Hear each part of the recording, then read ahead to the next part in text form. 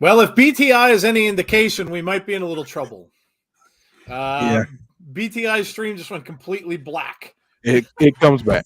Yeah, it's just okay. I was like, oh, it's going to be one of those nights, is it?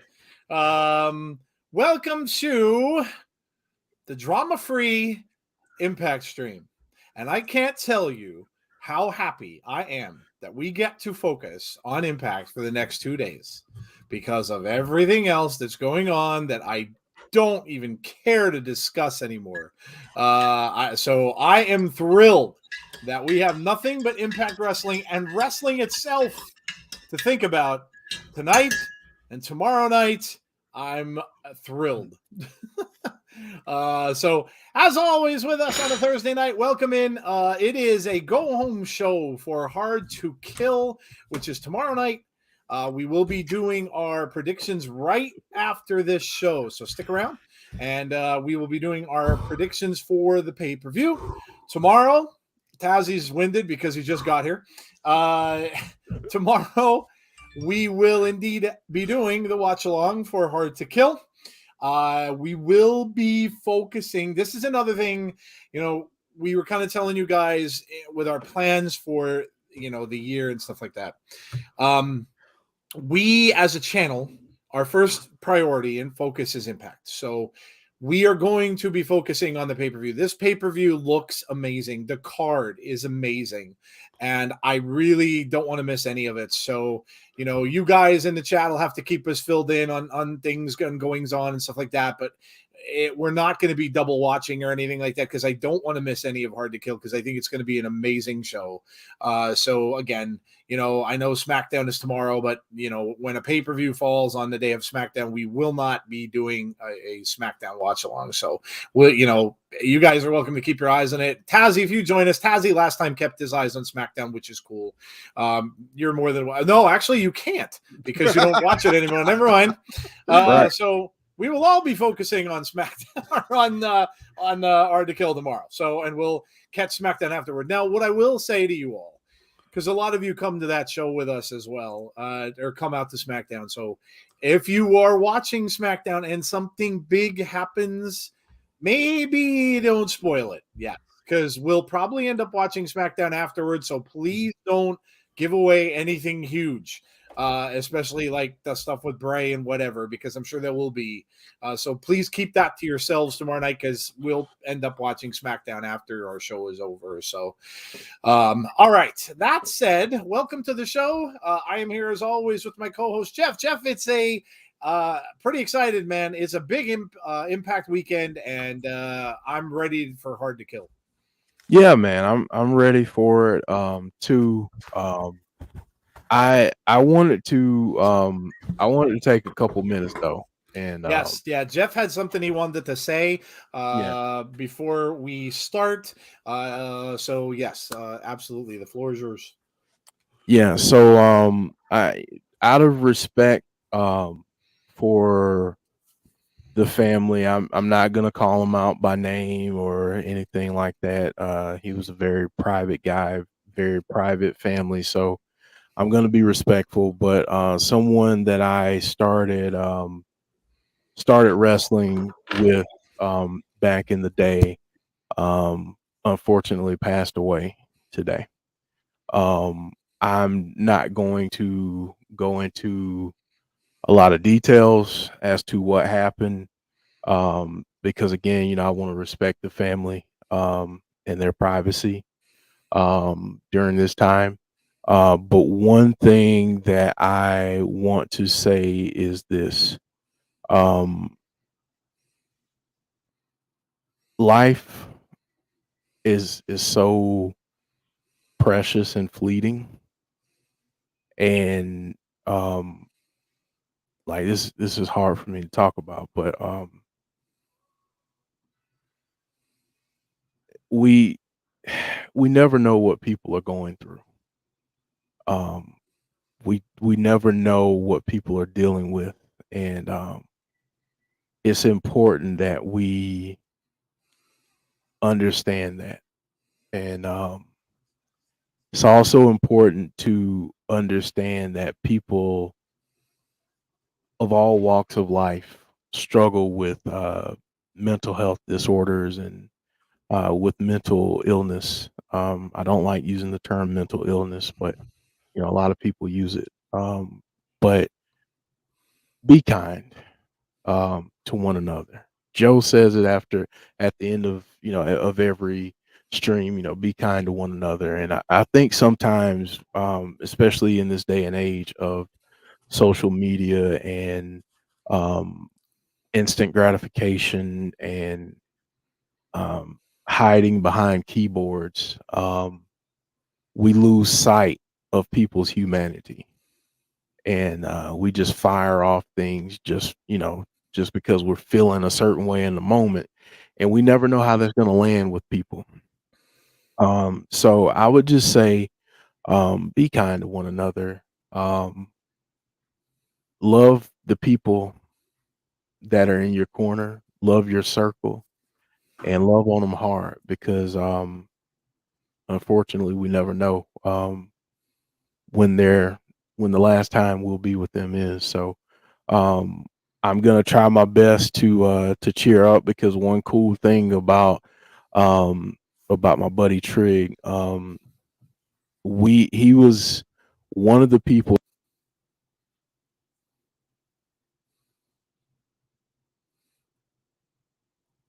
Yeah, have yourself muted. I think I can't see your mic. There you go. Think you're back. I think his mic just went out. Oh yeah, we lost your mic, Jeff. Nope, not hearing you at all now. No problem. Take your time. Jeff will be back in a second. What about There now? you go. You're All there. right, there Yep, we go. you're All right, good. there we go. Sorry about that. No, you're good. But love the people that are that are a part of your circle, and just know that man, life is short. And like I was saying about Trig, he was one of the first people that I went to a TNA show with. Like the very first show that I went to, he was in that group that went to it. So, he loved wrestling, loved Impact and TNA. So yeah. You know what, Deanna? And I was thinking that same thing too. She said, "Go figure." Jeff gets all serious, and the mic goes bonkers. Sometimes there are forces out there that don't want us to speak truth, and it's time that we all got real and um, deal with these things and call them for what they are. So, thank you for giving me a few minutes. I hope I didn't bring down the mood at all. But we'll try to pick it back up with this great card that we got tonight, and then talking about Hard to Kill tomorrow. No worries, man. Look, I say that for a reason, because all too often, I just to give a quick example, I listen to a bunch of other podcasts now. It's pretty much all I do when I'm on my ride into work, and I'm listening to a podcast about a card game that I play that I'm addicted to now on my phone. And even the two hosts of the podcast, all they were talking about was toxicity in their community and stuff like that. And it's just so, like Jeff was saying, it's so, and I mean, this obviously a person who passed away is a horrible, horrible thing. And what Jeff is reiterating is something that, that I've said before, other people have said before, you just never know. You just never know what the last comment you might make to someone might be. Don't let that be something bad, because you're only going to regret it. And so, yeah, and that's why I say be kind to one another, because like I said, you just never know. And Jeff's 100% right. So yeah, no, thanks for sharing, Jeff. We appreciate that. Tazzy's here. I think he's breathing a little better now. What's going on, man? If you guys want to know how our streets are right now, it's very bad out here. I had to take another route back from my parents' house to get around from the floods. So it's flooded. It's not everywhere it's flooded, but it's flooded. Let's just put it like that. But that's not important right now. We're here. We're having it here for a time. And once again, my thoughts and prayers go out to Jeff and everything, because absolutely, like everything, like I said before, you guys know me, and Jeff and Joe know me. Like, if you have anything, like if you want to get a thing on your chest, all you had to do is hit me up, because that's what I'm here for. That's what I'm here for, and I'm here to lighten the mood, of course.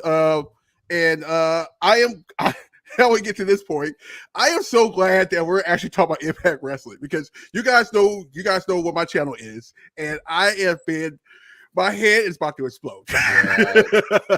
I'm not gonna lie to you. I'm learning confused. Let's put it like that. I'm learning confused, but I think everything is gonna go good. If that sounds weird, it's everything's gonna go okay. On that note, I am excited, dude. Yeah, it's going to be a great weekend. We're here with you guys today, tomorrow, of course, for Hard to Kill, and then again on Sunday. We'll get into a little bit of what everybody's talking about on Sunday. The only thing I will leave you with WWE, because I don't want to discuss it anymore, is this. Road Dogg today. Now, you know how close Road Dogg is to Triple H. Mm-hmm. Road Dogg today came out and said he would be absolutely 100% shocked if Triple H stepped down. He said, as far as he is concerned, he has zero intent. Road Dogg is working backstage for WWE, so he would know. And of course, he's a good friend of his. And he said he would be 100% shocked if he were to step down. So, like I said, I think, do yourselves a favor and just calm down. Because listen, this is all above our heads. It's business, and there's nothing we could do about any of it. It is going to be what it is going to be, and it's more than likely leading to a sale, which is going to happen sometime in the next 6 months. We don't know where they're going to sell. We have no clue, but I really don't think it's going to affect the people watching the show all that much. So that's my opinion. So just like I said, let's just enjoy Impact for the next 2 days, like Tazzy said, because yeah, there's just been enough drama. Oh, and by the way, you know what tomorrow is? Yeah, baby, that's a steel book that I got today. Oh, Nice. it is. Tomorrow is my favorite day of the entire year, and there are 2 of them this year. I am very, very hopeful that I'm going to get some news about the Crystal Lake series. I read that that's a rumor. They're supposed to. I mean, they're already selling merch. There's 2 soundtrack albums coming out tomorrow from Waxford Records for Friday the 13th. There's just a bunch of stuff. So I am thrilled by that too. Tomorrow is Jason's birthday, and I cannot be more excited for a day that is here than Friday the 13th. So yes. So Hard to Kill on a Friday the 13th. What more can you ask? So, all right, let me welcome some people in and we'll get rolling here with tonight's card. Let's see. We got James Chadwick saying Impact Baby. Derek Fleming leaving us gifts and DMs. Yes, I did see that. Dana is here. We've got Anthony Slate. Hello. We've got Dylan. John Kessler. We're doing well. We've got Brandon. We've got Derek says, I know you love Friday the 13th, but I'm superstitious and despise it. Well, you know, I'm sure all the other camp counselors that Jason slaughtered don't like the day very much either, but hey, that's okay. It's all good. BTI, that Scott is not around. Yes, I did hear that, John. I was going to say that when BTI, Iceman said that Scott Demore sustained some injuries from the attack by Bully Ray, and they are going to have someone else running the show for a few weeks. Gail Kim is supposed to announce that on tonight's show. So there's another thing we have to look forward to. So we'll see who's going to be running the show. Wonder who will it be? We will be doing Hard to Kill predictions directly after this show. Hanzo is here. What's up, Hanzo? How are you? Boomers TV is here. Deanna is here. Conrad is here. What's up, Conrad? Let's see. Elijah, I think I said Dana. Deanna's here. Thank you for the donation, Hanzo. Appreciate that. He says, Jeff, as always, you have my prayers and condolences. You're a brother for a reason. I got you always, my friend. Anything you need, let me know. Says Hanzo. I appreciate it. Very nice. Thank you for the donation. We appreciate that. Deanna throwing hugs your way, Jeff. Hey, Mark, how are you? The whole DeMar Hamlin thing is very remarkable. It's a hell of a story. I'm disappointed Swinger isn't getting wins. He never gets any wins. Marcel, hey, Marcel. John Kessler watching the best of Masha matches. Shane Loki, you guys are the best. Thank you so much, Shane. Wait a damn minute. Are about to watch a wrestling show that has no drama. I know, right? How can that be? Yes, Road Dogg is often behind Bray's promos. Yes, that is very true.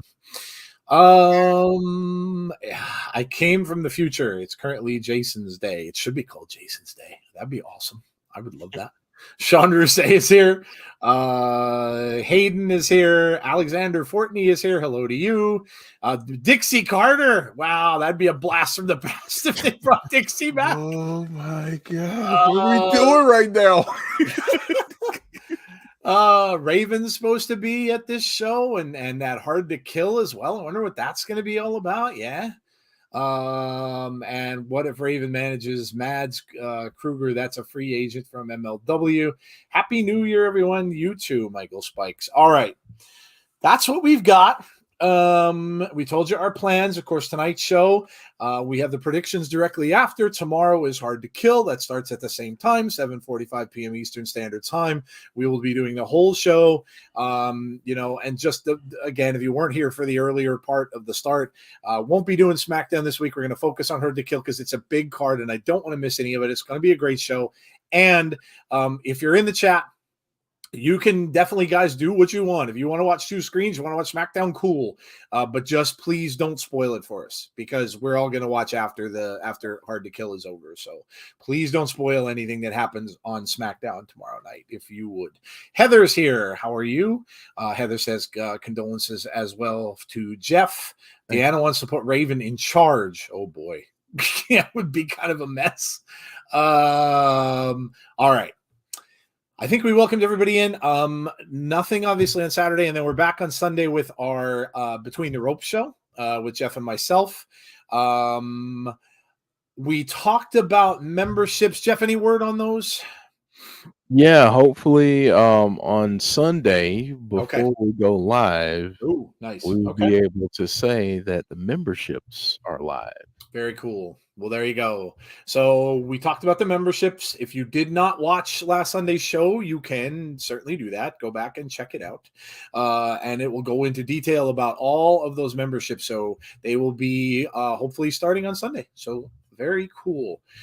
All right. And I'm trying to think if there's anything else. Oh, if you missed yesterday's special edition of Abby's Window, was an amazing conversation. I only got to catch like the last 20 minutes because I was working, but I got to ask a question to Jed, and it was an amazing conversation. As you can imagine, all about horror. He's a great dude. Responded to me in DMs and stuff like that. He's an awesome guy. If you love horror stuff, go and check that out. You will really enjoy it. It was a wonderful conversation that they had with Dom and Jeff and Jody, all about horror films. He is the director of Host and Dash Cam, or not the director. I'm sorry, the exec producer. Yes. Yeah. Executive producer and writer. Yes. Of Dash Cam and Host. He's going to be doing some stuff for Blumhouse, which is pretty amazing. They're a huge horror company. So if you did not check that out, please do. It was really, really good show, especially if you're a horror fan. Okay, I guess we got to get into the card, Jeff. What do we have on the card for tonight's show? Yeah, so we got a good little bit. Yeah, good little bit. It's stacked up there. Well, we know Swinger and Zicky Dice lost.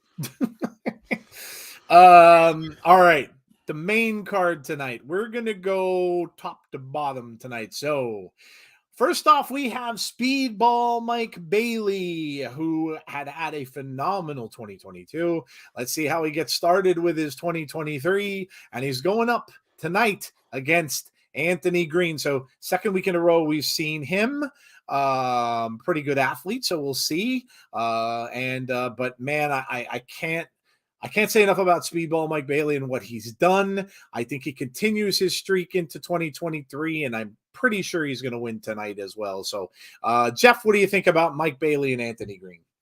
Yeah, I think it's going to be a good match. I don't want to discredit Anthony Greene in any way, but let's be honest. Speedball. Yeah. Yeah, it's hard to pick against Mike Bailey, especially, like I said, in the way that he has been playing as of late. So, yeah, very, very hard to pick against Mike Bailey. So I agree. Tazzy, what do you think? Yeah, I agree. I'm like, you can't do that anyway because the match he has tomorrow, you can't have him lose unless it's a disqualification some kind of way. That's the only way that's going to happen. But yeah, perfect time. I love that. I literally just watched that show early with my mom, and she was like, "What are we watching?" I'm like, but yeah, Mike Bailey, man. Like, I'm so excited about when I watch and get to see this match on a different promotion now. I'm excited. Just giving it real. Yeah. Chris has an interesting comment. What about Bischoff? Bischoff has been around TNA lately. I just noticed that there was a post about Mr. Bischoff. Maybe we could fill in with Eric for a couple of weeks. Okay. James Storm in a suit as GM. Very interesting. Okay. Conrad said interviewing Anthony Greene. Great dude. You guys should reach out for an interview. Oh, yeah. Might not be a bad idea. Cool. All right. Moving on. We've got Heath against Brian Myers. Of course, the other two partners of those gentlemen wrestled last week. So we're going on here with Heath versus Brian Myers. And of course, I'm sure the partners will be out. This is probably going to be Shenanigans Part 2, I would imagine, here is what we got last week as well. So just a continuation of that, what's been going on with that. So Heath and Brian Myers, Tazzy.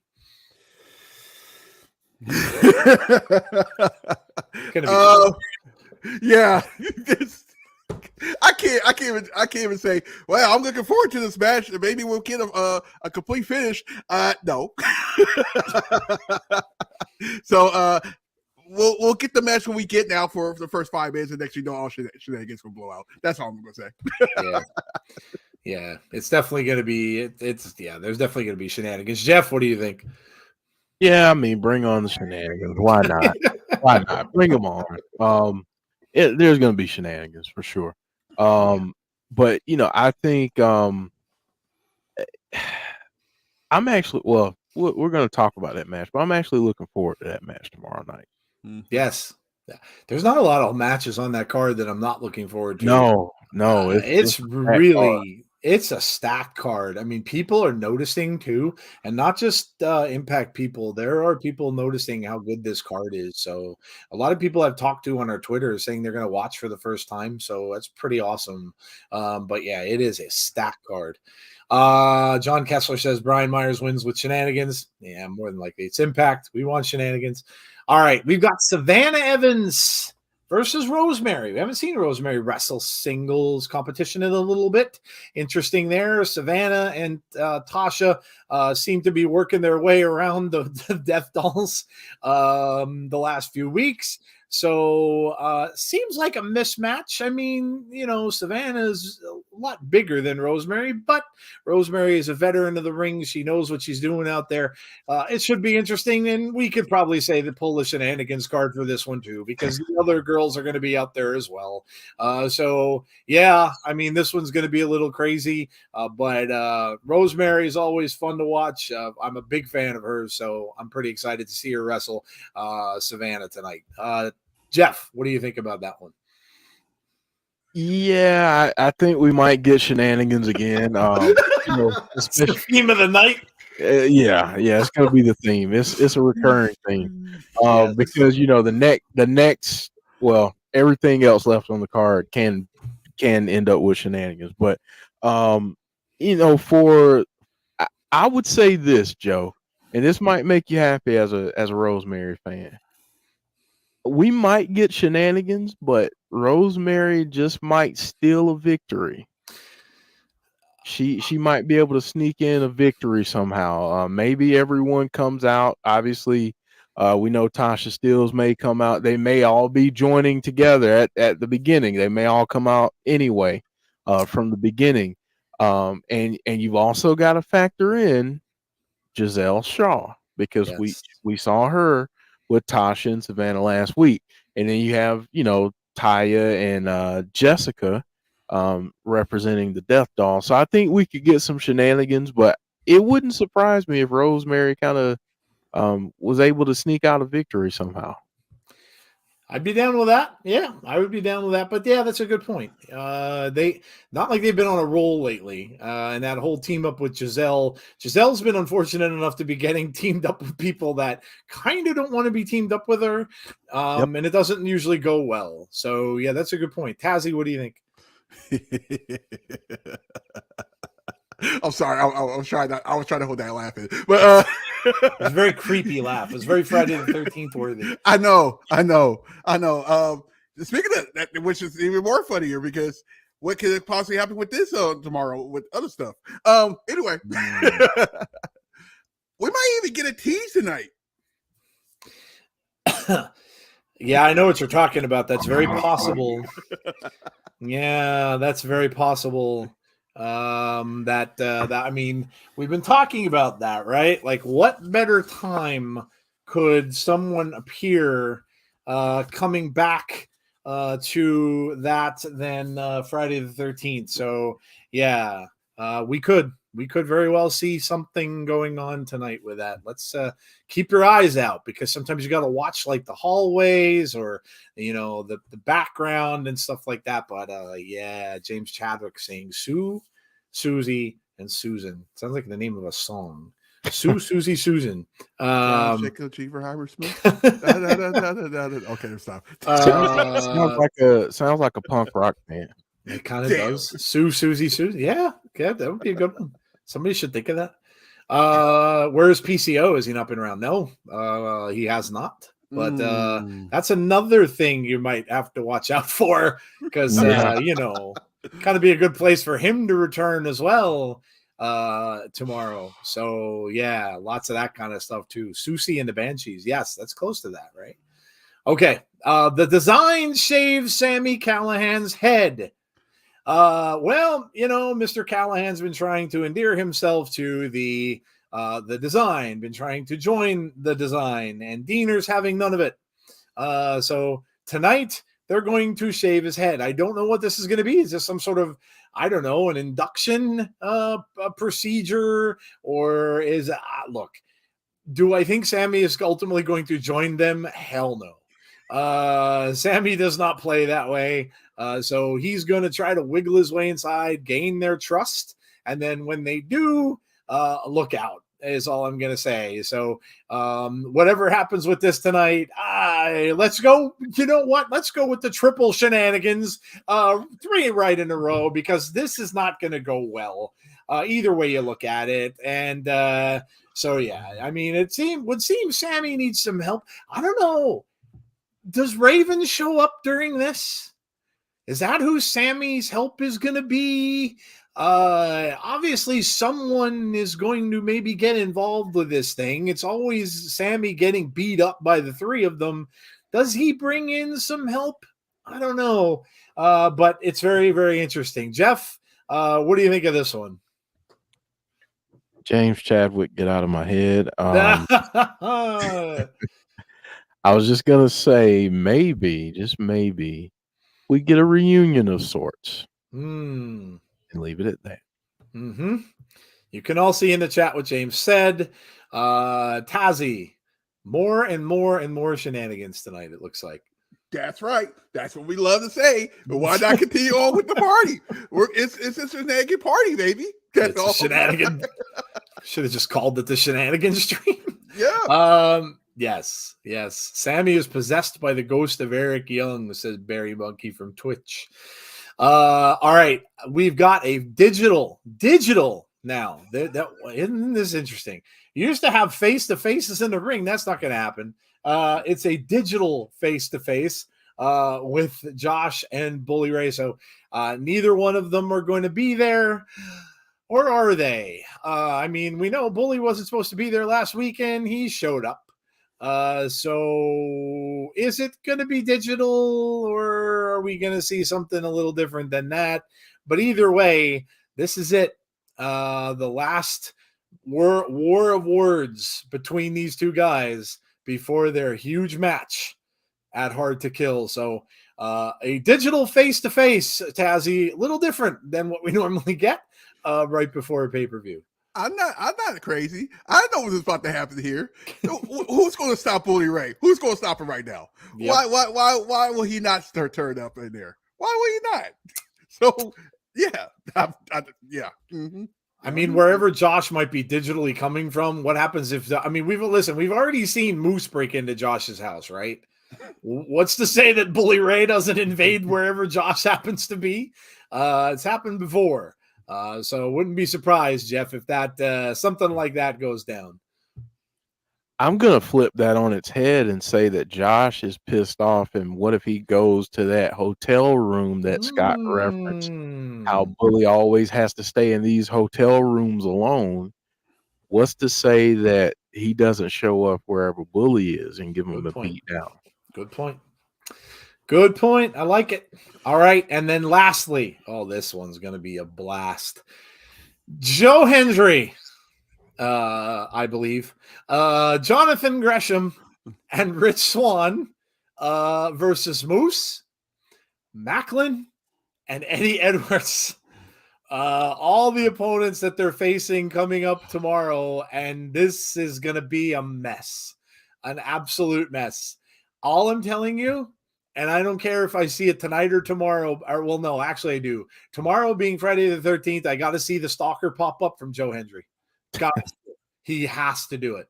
I have to see him pop up behind Moose during the show tomorrow night. I got to see it because I'll absolutely mark out because it's like a stalker move or a slasher move. So I have to see that. But listen, this is going to be crazy. I'm sure it'll be the main event. And so I'm looking forward to this. All 3 of these men are going to meet each other in singles competition tomorrow. So essentially, we're getting a preview of 3 matches in one. So this should be a lot of fun, Jeff. What do you think? I'm gonna use a different word from shenanigans, Go right ahead. Sometimes we need different ones. and I'm just gonna say this is gonna be chaos. This is Yes. going to be chaos. Moose wants to absolutely end Joe Hendry. Eddie Edwards and Jonathan Gresham don't like each other very much. And Steve Maclin and Rich Swann have a no DQ match basically tomorrow. So yeah, this is gonna be crazy. I'll say it like this. Kudos to the referee if the referee can keep any kind of semblance of order in this match, because I just don't think that that's going to be possible. But we shall see. I think it'll be a fun ride though with this one, however long it lasts. Yeah, the referee. Excuse me, I was choking on my orange whatever I have in my thermos. I still am. Yeah, the referee's going to have a hell of a hard time keeping tabs on all these people in that ring. So it's going to be absolutely crazy. Tazzy, what do you think? So let me get this straight. You do the 6-man. You put Moose with Steve Backlund, by the way. Yeah, and then right? and then don't you remember Moose and Eddie Edwards too? Yeah. And you're gonna put all them in the same. Hey, what's up with the pop-ups? But and that's funny. You're gonna put them all on the same tag team and try to fight the other team. Yeah, all I gotta say is you need 2 refs in that match. 2 refs. That's a good point, because the 3 of those men, how the hell are they going to get along enough to be a team? That's a good point. They're all loners, basically. They don't work well with others. So that's a good point. With that alone, you would think that the faces in this are going to have an edge, because the 3 of them that Moose doesn't get along with anybody, hates everybody. Maclin kind of the same way. And Eddie certainly hasn't been getting along with anybody. So it's going to be very interesting. So, all right, that is tonight's card and what we have. And so all that's left to do, we've got about 6 minutes to go. So why don't we talk about food like we always do on our show? So what's on today's menu? You see it up there. What did you all have to eat for dinner? Let us know. Lunch, dinner, breakfast, it doesn't matter. We don't care. We do not discriminate against food. So let us know what you had today. And we'll shout it out, and we'll let everybody else know. I had to stop for a quick bite on the way home. So I went and grabbed one. Oh, I was so mad. I went to Wendy's and I wanted to get that $7 biggie bag because I think that's such a great deal, and it's gone. They don't have it anymore. I was so mad. They only have the $5 one now. So they have a 5 and they made a smaller one. They made an economy one. They have like a 5 and a 3. So I'm like, what the hell happened? I thought it was crazy. I said, I want the $7 one. And I'm telling him the 2 sandwiches I want. And the guy's like, well, no, you only get one. I'm like, well, what happened to the $7 one? And he's like, oh, that went away. I'm like, oh man. Oh. So much for that. But I had the chicken sandwich, nuggets and fries and the drink. So I had Wendy's today. Tazzy, what did you have? James Chadwick had food. Well, there you go. That's I'm glad you had food, James. I don't know what you could eat otherwise. I'd kind of almost hate to ask. But Tazzy, what did you have for dinner, man? I had peaches. No, just kidding. I'm kidding. First of all, if my brother is watching, I hate you. He kept on bringing up pizza the whole day, and I'm like, I can't go get no pizza because I was rushing home to go try to get pizza. Believe it or not, this is like kind of a cheat day for me. So I brought something the other day, and I was so happy to eat something today. I had Fruity Pebbles with marshmallows. Oh, I love Fruity Pebbles. Fruity Pebbles with marshmallows. I was so excited. And the reason why I didn't leave sooner from my parents' house is because my mom made something. And by the way, I'm going to re-air this on the Cooking with Tazzy week later. It's her favorite banana pudding. This is the one thing I like about mom's banana pudding. It's completely homemade. It's not the actual people use the vanilla pudding and just do it that way. No. No. She actually made it from scratch with the the carnation milk and stuff like that. Nice. She does all that stuff. Oh, dude. I literally, because I was in traffic, I was eating on the way. I am not gonna lie to you. I was like, yeah. So I'm in a little bit of a sugar rush right now. If you guys know this. Tazzie's going to call for food later, and they're going to have to DoorDash in a raft. They're going to come out they're going to roll a raft out to his house with a pizza. Yeah. Can anybody? You remember when I tell you, like, can I get the boat? Like, I'm serious. Can somebody let me rent a boat? Seriously, can somebody please? Tazzie needs a boat. Need a boat. I had pork chops and mashed potatoes tonight, said Michael. Pork sausage, mashed potato, peas, carrots, and gravy. British gravy, not the American stuff. Japanese soba noodles with gluten-free sesame sauce. James Chadwick says egg, may, and cucumber rolls for lunch, and chicken, bacon, and mushroom pie for tea. I had tuna noodle casserole, says Alexander. Bacon, avocado, tomato sandwich with hash browns. Why does the caption say January 5th? What caption? Because I'm an idiot. The title on the screen. I didn't see. Yeah, I didn't notice. Waiting on some bad rain to come through tonight. Yeah, we got a pretty big hit of it too. Beef, hot pot, and salad. Hello, Juggernaut. All right.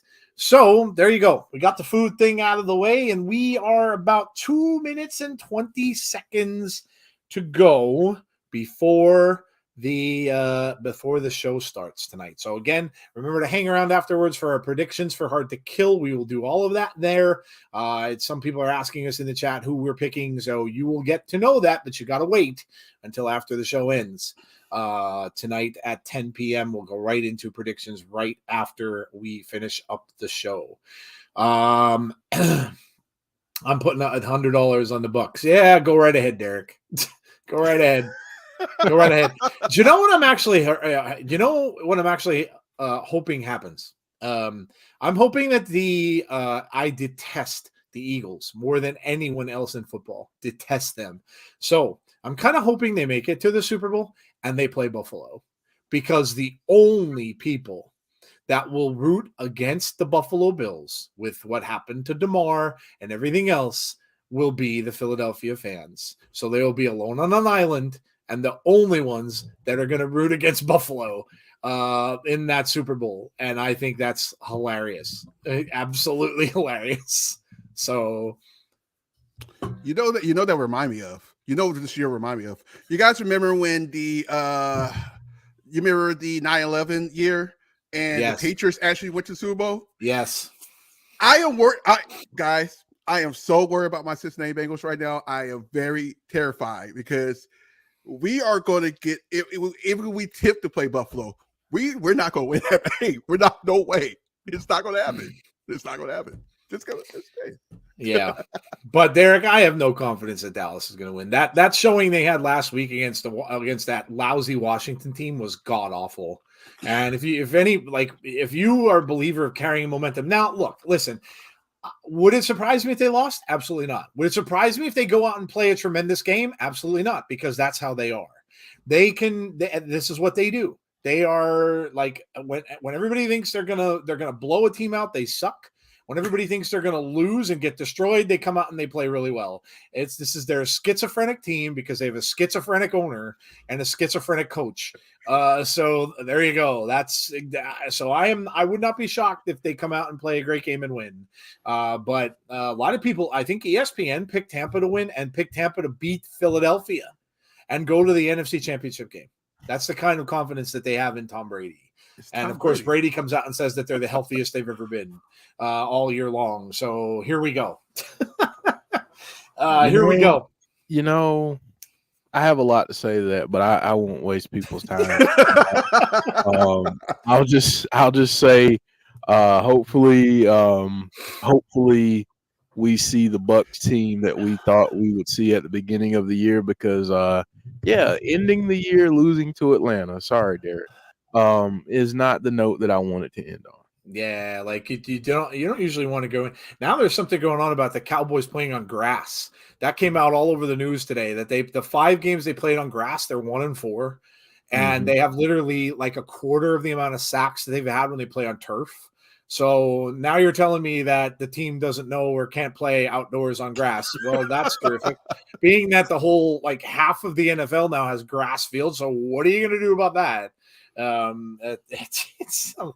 I don't know, man. I am consigned to the fact that my team is forever going to wallow in mediocrity because they have an owner who can't keep his hands off of the pudding and wants to be the center of attention. And that's just it. So I have no expectations. In fact, I told somebody today the best part of Monday Night Football game for me is probably going to be the new Mandalorian trailer. Yeah. Yes. So they did announce that there's a new Mandalorian trailer coming on Monday Night Football. So that's probably going to be the highlight of my night. So yeah. You owed us that, Jeff, after that bad call earlier this year, says Derek. It's Tom Brady. You never know. Yeah, I would not. You can't bet against that guy. I mean, it doesn't matter where and when. You can't really bet against him. So, don't worry. They had a full pad practice yesterday. Heard it was the best practice all year. Well, that said, you're not going to say it's the worst. Oh man, this is the worst practice we've ever had. I mean, they're kind of silly. I love all the mind games. I like who's the coach of the Seahawks? Oh my gosh. Pete Carroll. I love what Pete Carroll did. Pete Carroll comes out talking about the 49ers and saying, man, they're like a whirlwind, man. And he's like, they are so good. We're just kind of hoping to stay with them and stuff like that. And I'm like, oh my God, it's such mind games that he's playing. Like division rivals, man, you just never know. This is the third time they would have played each other. So you can't say anything, whether you can't really predict it. In any case, yeah, it's wild card weekend. We got Josh Matthews. What the random? On a very spotty connection. It is a very, very spotty connection. Via Zoom, so. What's he doing? I don't really know. This is the digital face-off. Oh, okay. It's a very slow digital face-off. I hope they get it a little faster than this. We might be here for half an hour. Yeah. Josh, you need better internet. Statistically, they could win. Anybody could win statistically, Deanna. There's no doubt. That's the Belichick reverse psychology. There's Josh. Well, Josh has a better internet connection than Josh Matthews does.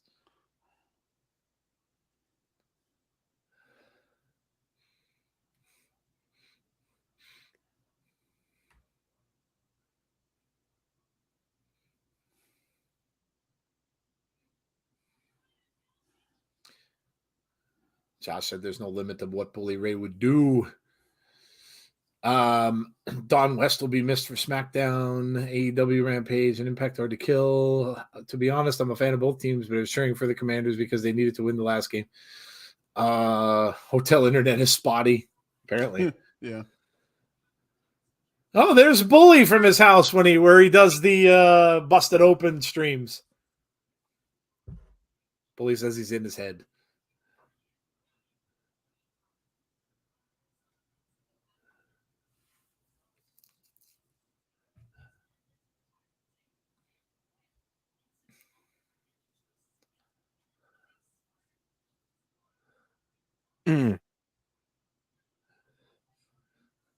I already have the advantage, said Bully Ray.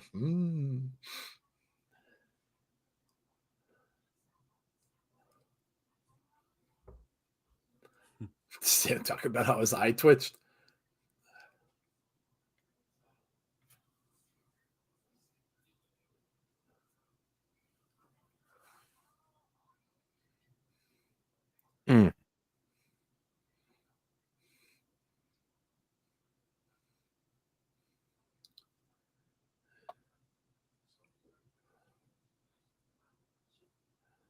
Said you were supposed to be home. Derek's eating honeycombs. I used to love honeycombs. I don't eat them as much anymore. I used to love that. Love or hate Bully. He's so damn good. Oh, Bully Ray's great at what he does. Yeah, he's great.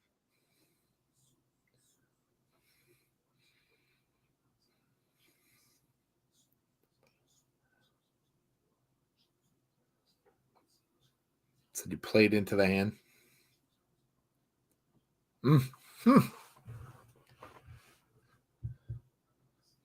So they could have cracked you over the head.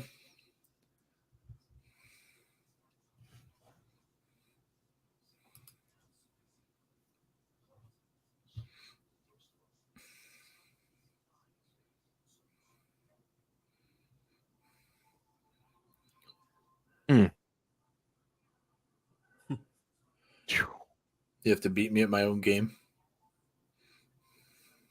I invented the match.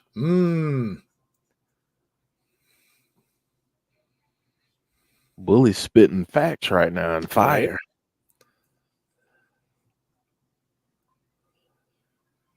Said you're a machine. I can't wrestle you for 60 minutes. You're like Kurt Angle.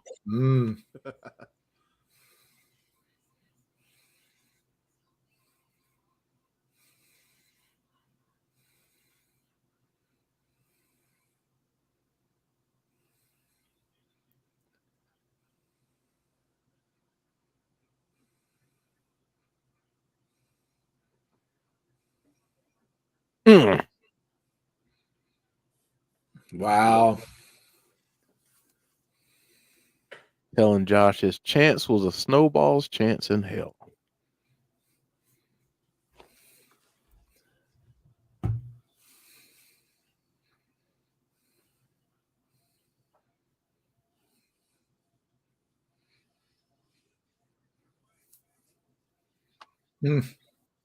Josh is going to whoop his ass.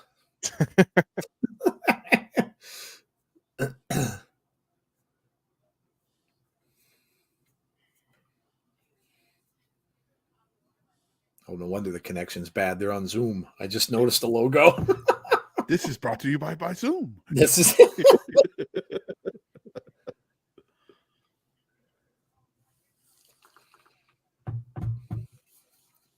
Just telling Josh to shut up.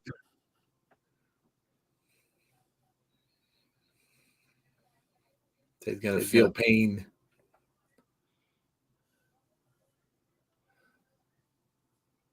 24 hours. I'm the 3-time Impact World Champion. Goodbye. There goes Bully. He's gone.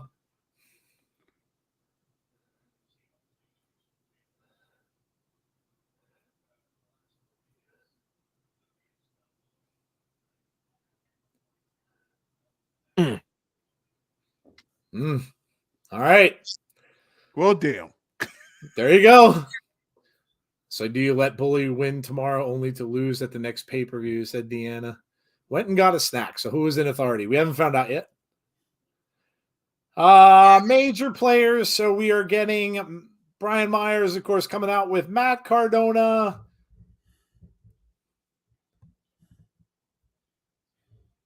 Brian Myers just signed a contract with Impact not long ago. Mm-hmm. That jerk Bully has my Darth Vader. He's got a lot of pop vinyls up there. I saw the Kiss ones up there too. I have them up here, but I have they're encased in a big plastic thing that I can't really open. I have a question for you guys in the chat, Joe. Mm-hmm. So I want to know, like I know we've gotten a couple people saying stuff, but I want to know people's true feelings on Bully Ray being here, being in this program, and the work that he's done thus far. I think it's great. Listen, I'm never going to. Bully speaks a lot on Busted Open about the importance of having some veterans in wrestling companies. He often talks about guys like Jeff Jarrett in AEW and what good he can do for the company. But he also kind of states that it has to be done the right way. You can't just bring, a lot of us know, we know the whole thing about Goldberg, right? He comes back, he wins the title. There's not a whole lot of difference there. But Bully knows what he's doing. And like Jeff put this a while ago, he's here to elevate Josh Alexander even higher. And how do you think you would kind of figure, well, you can't really do that. He's already the longest reigning champion. Well, we'll see. And that's why I think that it's good that Bully's there doing what he's doing. Love it. He's been great, but as long as he puts Josh over. Hassan said, I'm back, but I updated it. Bully's been excellent. He's doing his job to put over and push forward to the next generation. Absolutely great, but I'm not sure which way Impact is thinking. I liked the Josh Bully Ray feud. Now, I didn't agree with it at first, but now I'm loving the story. Hope Josh wins. Hey, Michael King. Tazzy, go ahead. What same question to you from Jeff. I'm sorry. My mom just texted me. I didn't get the question. What do you think of Bully Ray in this program? How do you feel about him being there, and what do you think so far?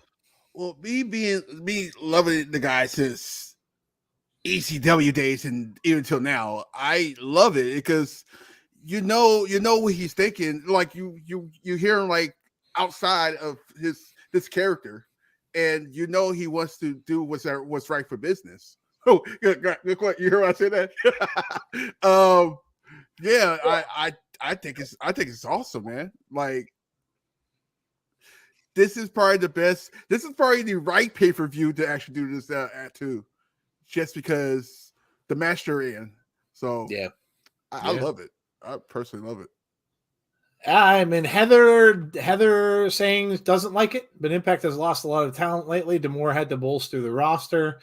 Question to Matt Cardona going to stay in Impact Wrestling? He just Cardona. I don't know. This could, if what we are kind of thinking is true, this could be Matt Cardona's last match.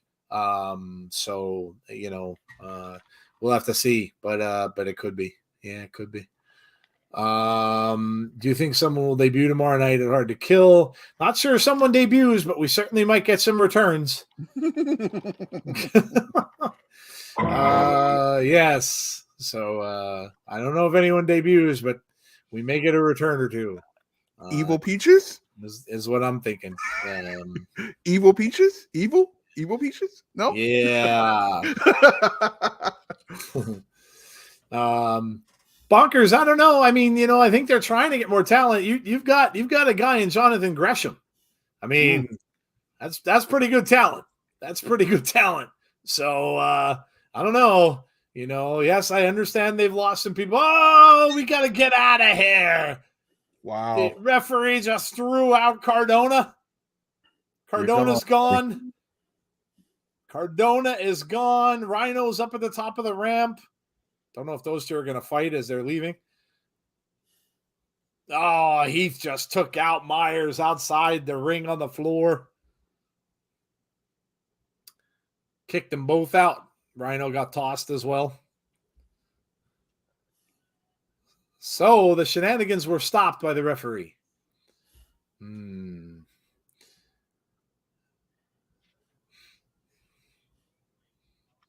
watching the Peacock called this week. The Peacock. You're watching Peacock? You mean the streaming service? James Chadwick says, no. Hey, goodbye.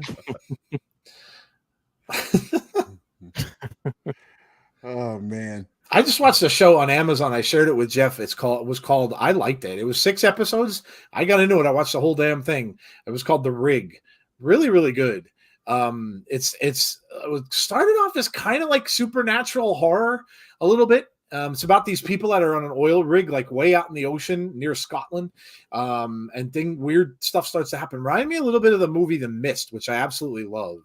And then it kind of went through, and it would change a little bit toward the end, but I kind of dug it. They left it on a cliffhanger too, and it sucks because I don't even know if they're going to make a second season. But yeah, it was really good. It was really good. It was one of those like 45-minute episodes and stuff like that. It was a pretty quick watch, but I really enjoyed it. As an MLB umpire would say, "You're out of here." Yes. Yes. That's funny. My mom was like, "How was your ride back home?" Wet. And it's not even raining. That's the funny part. Should have said wet. Impact debut tomorrow. Vita Von Star, says James Chadwick. Never know. Heath kicking out. Cardona right back in with a chin lock. Many times, Brandon, many times. Yeah, Brandon, that's a great movie. You know what, Joe? We should offer that up as a watch along sometime. Yeah, you mentioned that for the Membership. for a membership stream. Yeah. That'd be cool. Yeah, I'd be down to that. Yeah. It's a great movie. Great movie if you never saw it. There are wrestlers in it too. Mm. Ernest the Cat Miller's in that. Yep. The karate champion. I loved him. He was so good. With the men's roster being reduced right now, they need to switch gears and put more focus on the knockouts division. That's getting hard too. I don't think they're not focusing on that though, Heather. I mean, you've got a number one contenders match. You've got the championship match. You've got the tag team or the triple threat tag team. I don't know that they lost focus on anything with the women. So yeah, I don't know. I mean, you know, I think we just have to get used to the fact, and I think I said this before, that Impact is just, unfortunately, you know, they're not going to keep these guys forever. And so 2 count there. You know, like guys like Eric Young's going to end up back in WWE, could show up at the Rumble, you know, Cardona and Chelsea Green. Obviously, this is just the times we live in too, because nowadays you see a lot of couples in wrestling. That didn't used to be the case years ago. And if it was, a lot of time it was hidden. So nowadays you see these couples and the couples want to stay together. Mm-hmm. They're on the road all the time. And, you know, that's why we saw Emma go to WWE. She wants to be with Madcap Moss. And now, you know, Chelsea wants to be with Cardona. I mean, it's just a thing. It's just a thing. R-Truth was in The Wrestler. Lance Archer should leave AEW and join Impact.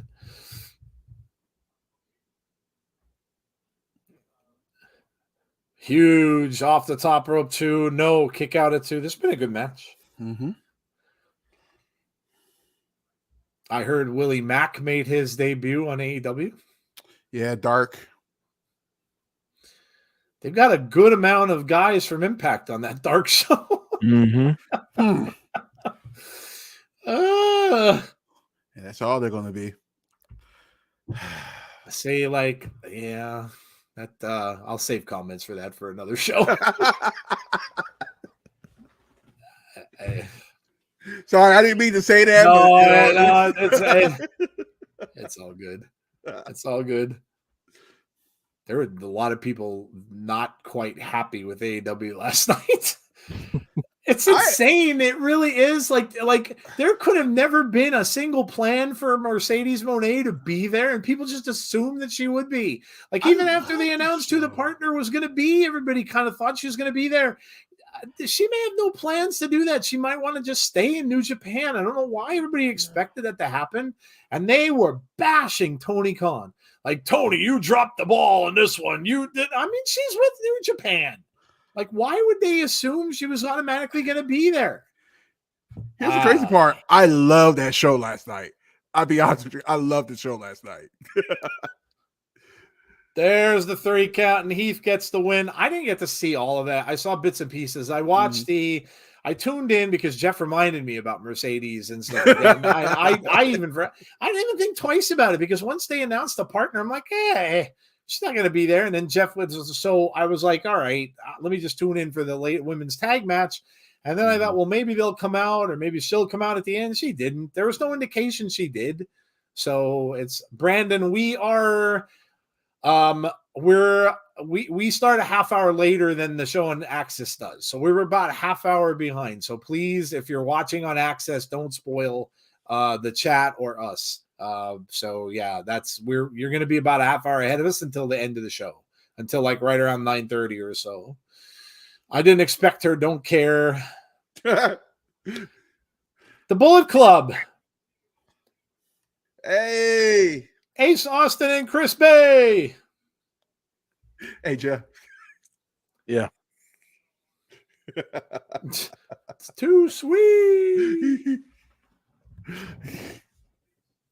They went to the finals.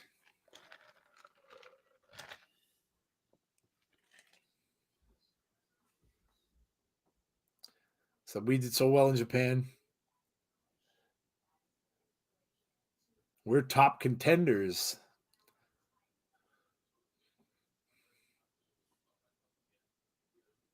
That was a good impersonation.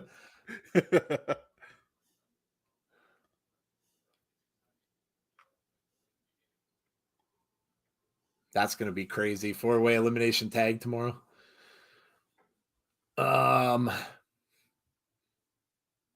Seeing Adam Cole back made my day. Loved it.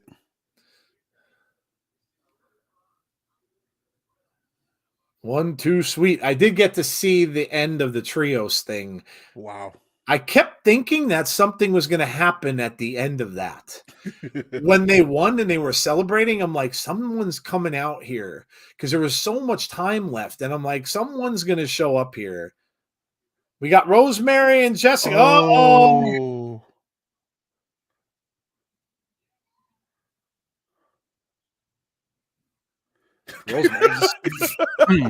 Rosemary just flipped on that poor referee.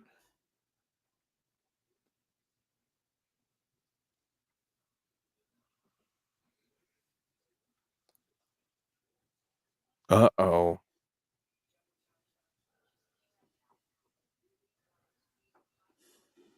Is Taya? Hold on.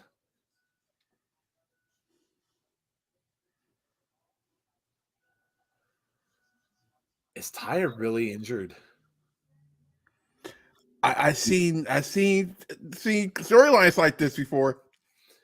I have too. Were they fake an injury?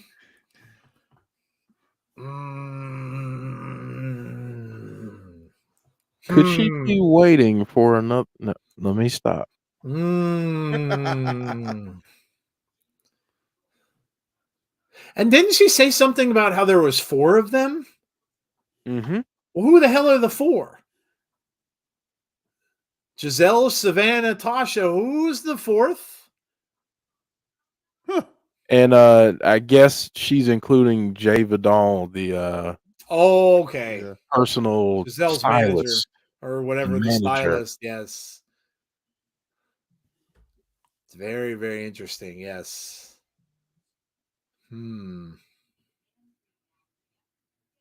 Imagine if it ends up being Rosemary and Jessica against Taya and the person we shall not name because we don't know if she's coming back or not tomorrow.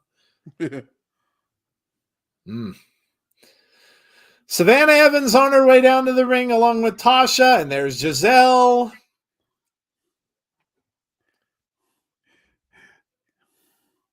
You know, Savannah remind me of Cleo from Set It Off. Sorry, I couldn't resist. That's funny. Giselle's flunky. Mr. Majestic wants to know, when will they bring the 6-sided ring back? Probably never. Hopefully never. Hopefully never. Yeah. Yes. Been great if Impact book Lethal Lockdown between the Bullet Club and Honor No More, but Honor No More is no more. Yes, that is correct. Honor No More is no more. Rosemary is chomping at the bit to get going over there.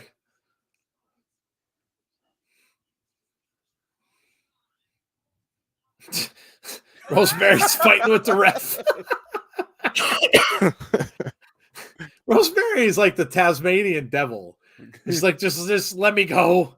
Just let me go. The 6-sided ring sucked. I agree. Been great if yes, I yeah. All right, here we go. Rosemary. Whoa, Rosemary just got thrown off of Savannah Evans.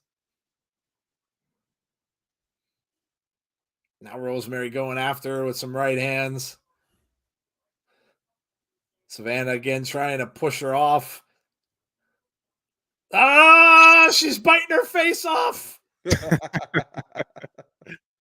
Yes.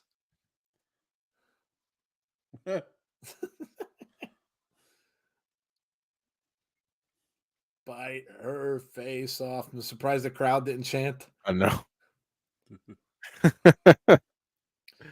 I was waiting on it. Trying an arm drag. She got it.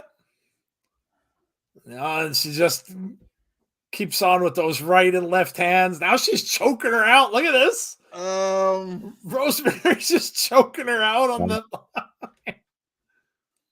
Taya faked the attack to get Rosemary angry. I don't know. It kind of looked a little fishy. No 6-sided ring. Yes, I agree. They don't need to go back to that. Shot to the back now. Savannah Evans is coming back here with some clubbing shots to the jaw of Rosemary. True, but they have more women than they think. What happened to Killer Kelly? She's in the elimination or the 4-way for the number 1 contender. Yeah. She's probably doing some independent dates and stuff like that. Killer Kelly does a lot of work in the indies. What I was told, she was she put something in her social media about a couple weeks ago saying it was mental health, basically. Oh, there you go. Just needed a break. It's all right. Michael Spike says Rosemary wins on single knockouts title one more time in 2023. Oh, look at that. They're all ganged up on the outside. Oh. She took out the personal trainer. Savannah's down as well.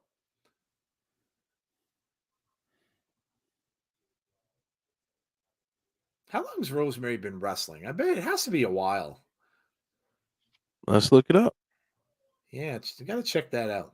John Rosado, what's going on with you? How are you?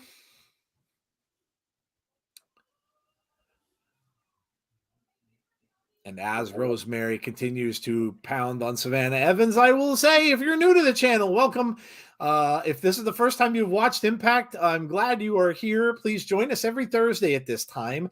Make sure you subscribe to our channel. We're very close to 3,600. So please make sure you subscribe to our channel. Make sure you hit the like button on the stream for us tonight, as that helps us out very much on the YouTubes. And also, please make sure you ring the bell. Ring the bell to be notified about when we have future content.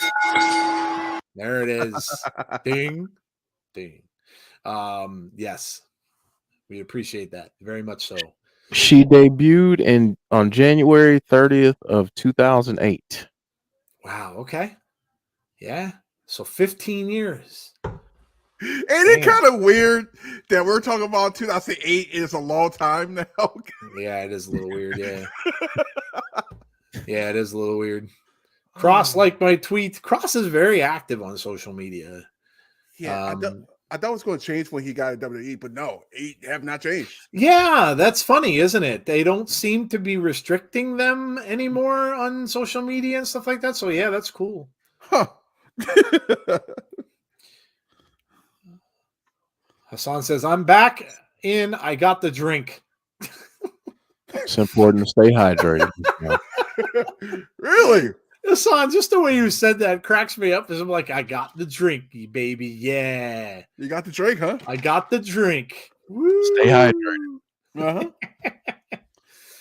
Willie Mack is all elite confirmed. Yes, Willie Mack is all elite on dark.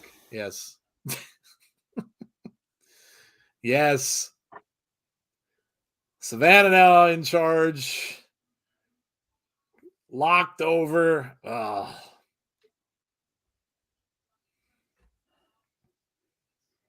Savannah's very pleased with herself. Yes, she is. I wonder if Willie Mack goes to sleep on dark. Kind of missed that. I think he did. Well, he didn't fall asleep. Well, he did get put to sleep. Did he really? He was down. He got knocked out on that MLW. So, I mean, Jacob Fatu is a big dude. So, well, just throw it out there. Did you see that? Didn't Jacob Fatu? Did he not fight Josh? Yeah. I thought I saw that. That's crazy. He's actually up for the a title match coming up. Mm-hmm. How about the rumors about Jay White possibly going to WWE? Triple H loves him. Like, do you really imagine that? him. Well, not just that, but Tama too, and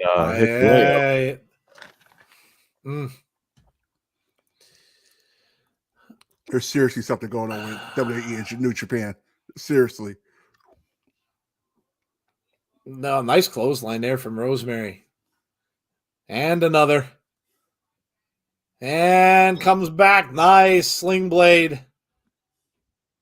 Usually this is where Rosemary goes for the spear. Let's see if she's going to do it. Nope. Comes over, head into the turnbuckle. Yeah, here she comes.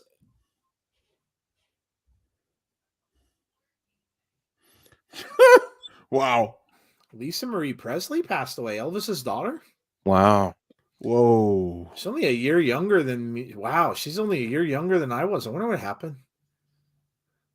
Jeez. I know I saw earlier she went into cardiac arrest. Oh boy. That's Jeez. wow.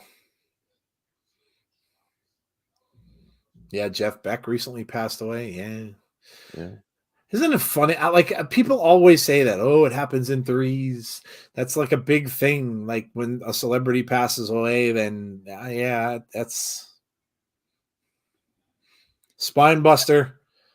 Turns Rosemary back around. Got her hooked. Ooh. One with a bridge. Wow. I can't remember last time I've seen that move. No, I haven't either. Yeah. It's pretty impressive for Savannah to do a bridge.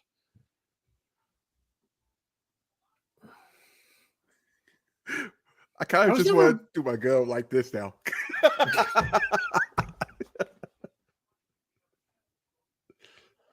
I was never a big Jeff Beck fan. I you know what I remember him most from is the song with Rod Stewart that he did called "People Get Ready."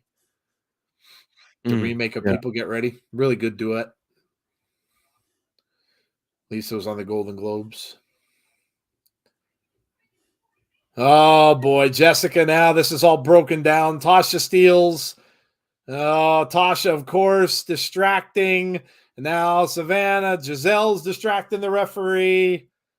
They almost crashed into each other. Oh, there goes Giselle. Oh. Savannah gets Rosemary. Oh, that's probably going to do it. 2, 3, Savannah wins. Which more than likely will lead into a feud with Rosemary and Giselle.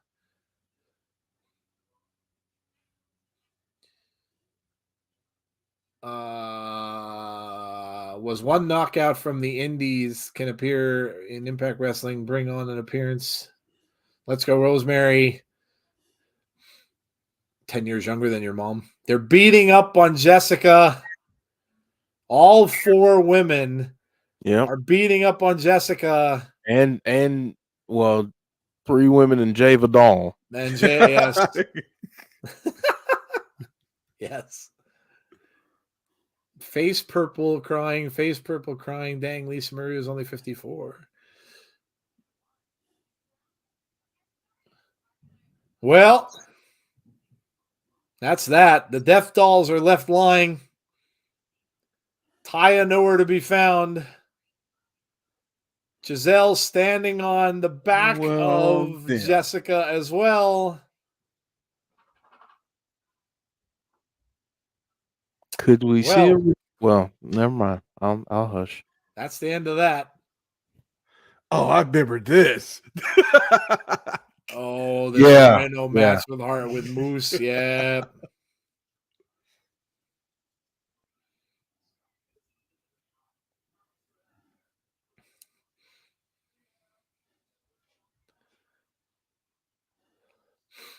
Yeah, they used a lot of stuff in this match. A whole lot of stuff, yes.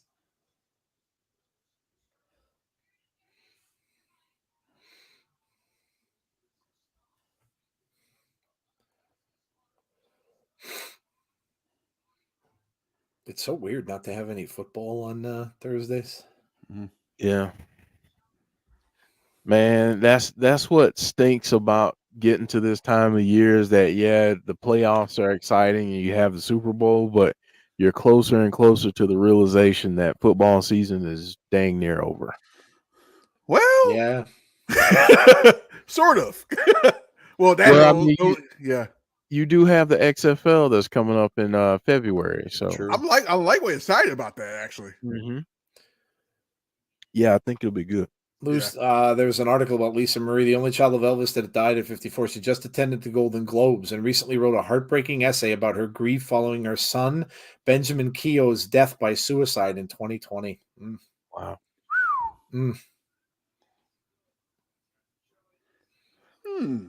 She was hospitalized. Oh, we got the Wild Witch.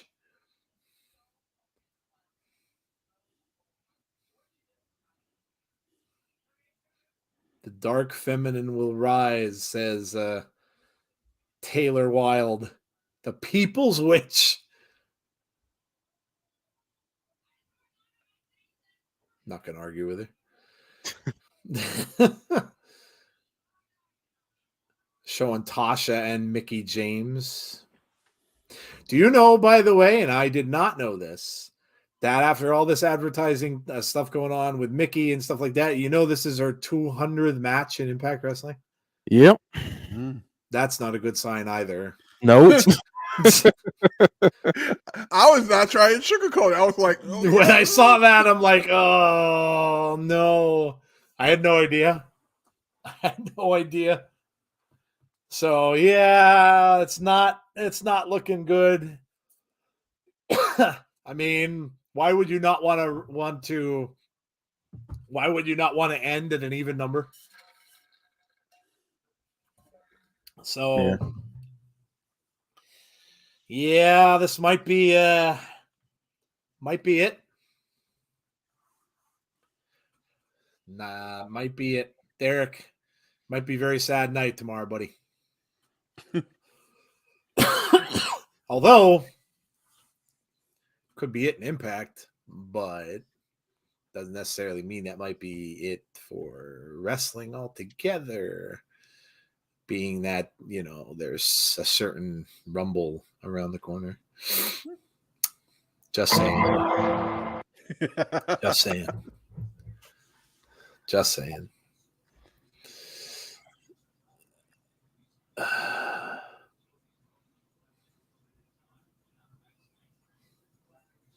Do you guys see any title changes tomorrow? Well, I mean, there's enough of them up for grabs. We'll talk about that on our prediction show, Gust, which is following the show tonight in just about an hour. What time is it? A little under an hour. I got Mickey winning and retiring as champion, where she puts Killer Kelly over. Are you guys ready for exercising gear to watch along tomorrow night? Lisa Ann is my goat. If you know, you know. I don't know, Derek. I'm thoroughly confused right now. If you know, you know. It's a good promo with Jordan and Mickey. Yeah. Just yesterday, ESPN and XFL just announced the announcers for the it's like a tongue twister. Just announced the announcers. Announce the announcers. There is one name on the list who does college football for ESPN Radio. We're getting a head shave. Yeah. We're getting a little barber work happening. The design. I like this. There is Diener. All right, let's ask a serious question here. Which one of these dudes would you trust to have anything sharp in their hands None of them. near this region? Well, listen, I mean, we know Diener killed Derek Young with a sharp object, so I think he's automatically out. Yeah, I don't think I'd trust any of them, to be honest. Especially because they're hairdos. The yellow sweatshirts are back. Yeah. I mean, I don't know that I'd want Big Con. Big Con just doesn't look like the type that'd be a very good barber. So I don't think I'd want him.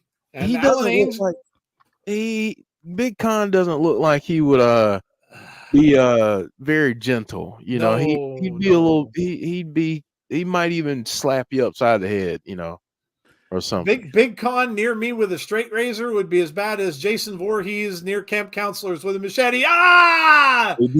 He did it. Yes. Diener looks like he has had way too many magic mushrooms. Well, down. Answer. None of them. Good answer. Yes. Good answer. Sound like Sean Ross Sapp in his stream a couple of days ago. None of them. He said he's talking to Sam. He says you wanted to join the design. I like the flags. Yeah. I like the new shirt too. Yes.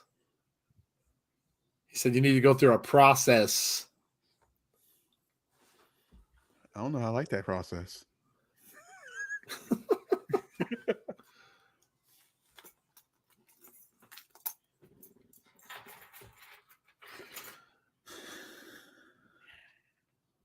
Wow, this is going to be a different look for Sammy if he allows him to do this. It's going to be so weird. Not the hair. I think you and Jeff might be okay. I think we're fine. I think we're okay. So basically, Tazzy and Jeff are all set to join the design. Yeah, we're good. We're good. Yeah, let me go get my black shirt and my black jeans. What I want to know is how in the hell a set of clippers is going to get through all that gel that Sammy puts in his hair. That's what I want to know. I want to see the pair of clippers that's going to do that. Yeah. Well, Sammy's inside the ring with the bat. How the hell did he get there so fast? That's definitely recorded. Definitely recorded. How the hell did he get in there so quick?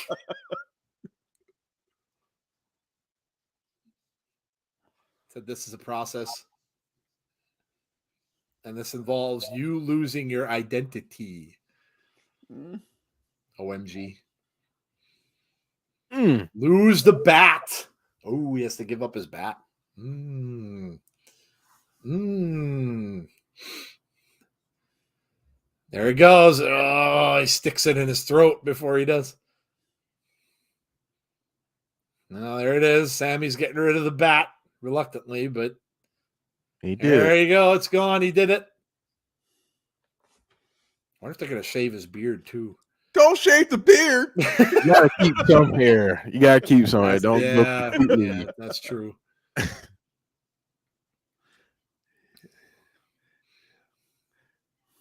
You're like every young kid that happens. It's all about you making the right choices along the way, says Diener.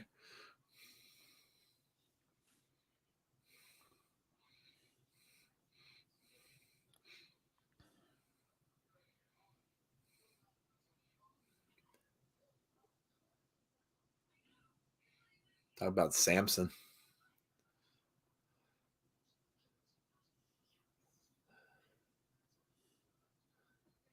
Ooh, wow. Are you willing to become weak?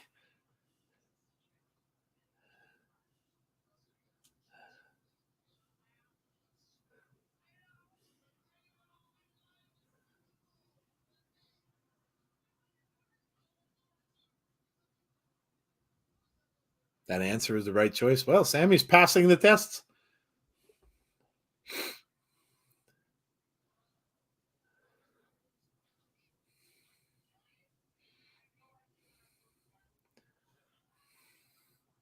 Says you need to see this until the end.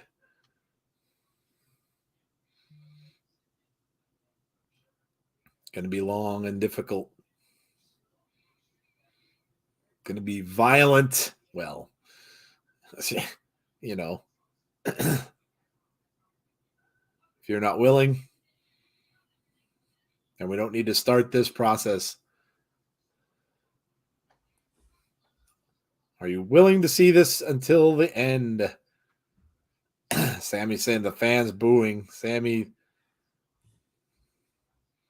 Are you going to talk forever? Or are you going to cut my damn hair?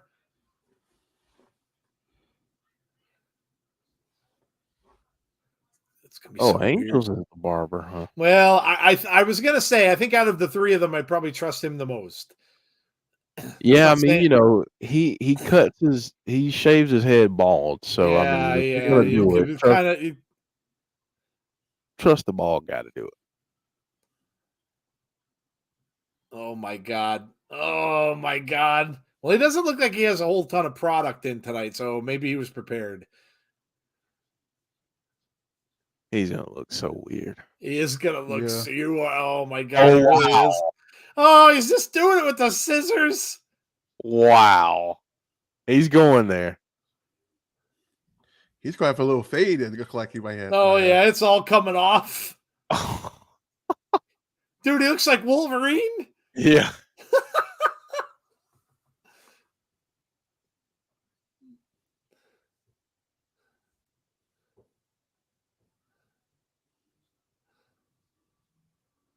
Oh, the crowd chanting, "You sold out." Yeah. Sammy has bad hair anyway. You guys are ruthless. He has bad hair anyway.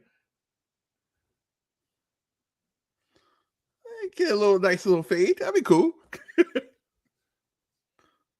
Sammy look cool with a spiked mohawk. That'd be cool. Said they never cared about you. Sammy getting a free haircut, lucky bitch. Listen, in front of a bunch of fans. It better be free with the way he's jacking his head up right now. Now he looks like the owl in Marvel Comics. With the hair up on either side. Uh-oh. Here comes the razor. Oh, no. Go right down the middle of his head. I think that's what he's going to do. I want him to go down the middle of this head and just leave the rest of it. Maybe it's a lesson in humiliation. Yep. Uh-oh. Too late, Sammy. Oh, he's stopping him. Too late, dude. Dude, you can't stop him there. You look horrible. Let him finish. He's doing it himself. Oh, wow. He's doing it himself. You're going to have like a nice little fade. No, not bad. Like, I know how to do it.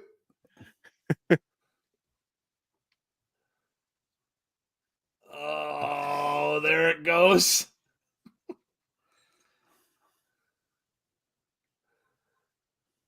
So don't listen to these people. Oh my God. Oh, the cleanup that's going to have to be done after this. Jeez. Poor people that are gonna have to clean that up. Somebody got a vacuum cleaner?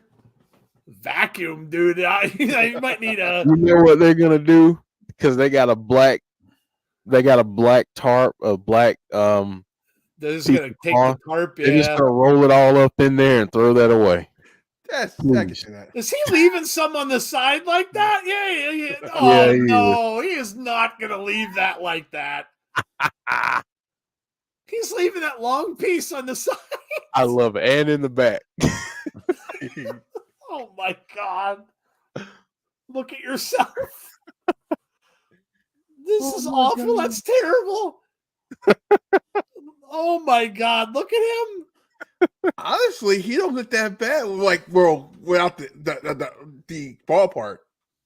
No, the bald part looks okay. It's the little it's the tufts of hair. Oh, he smashed his head with the mirror. Why? Oh no, What are you doing? He's got the scissors. What are you doing, Sammy?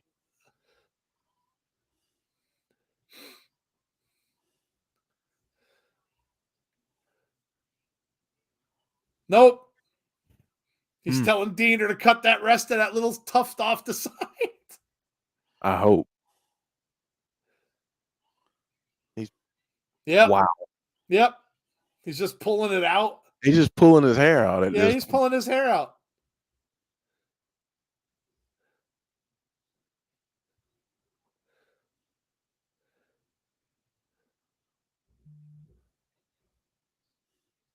The birth of Callihan. Callihan, okay. What with that?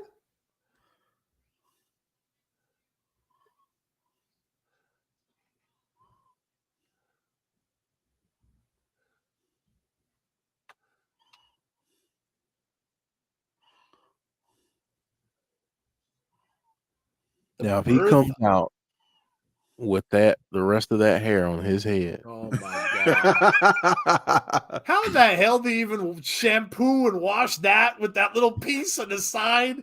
Like, what are you supposed to do with that? Uh-oh. Gail Kim can't do it, so who's taking over for Scott? We found someone. We're going to find out who it is tomorrow night on Hard to Kill. Who could it be? Oh, they just made more sales for the pay-per-view. It's got to be. I want to hear the song. I'm back and better than ever. See, That's what I want to hear. I want to hear that. Could you imagine if Vince came strutting out? Oh my God. Could you imagine if all of a sudden you heard no chance? That's what you see. Vince comes strutting out. Yeah, bitches, I bought this company. Why would I not be surprised at that? Oh my God. Could you imagine? Why would I not be surprised at that, though? B. Dave just said Vince McMahon bought Impact Wrestling. Could you imagine? Just when we thought we were free from the drama, could you imagine if that happened? Just add to it. Sweet. That's right, folks. I'm running a show. What's bad about it, we're laughing about it, but it's like you just don't know right now in the world. Oh, I mean, who's it going to be? Anybody but Dixie. Maybe it's. Listen, do you think maybe it's Raven? Hey, he's there. They said Raven was going to show up at both the next couple nights. Maybe it's Raven. Wow. I mean, okay, we'll leave this up to the chat. So, who is taking over for Scott D'Amore for whatever it's going to be? Let us know who you think it is. We've had votes on Dixie Carter. We've had some people saying Eric Bischoff. We've Hogan and Bischoff. Oh my God! Too soon, Conrad. Too soon. Oh my God! And I know it's been a while, but it's still too darn soon. James Chadwick said that would be the death of Impact. I mean, just Hogan in general. I'm like, Yeah, I'm all set. I'm all good. Pass. Oh my god. What if it's Shark Boy?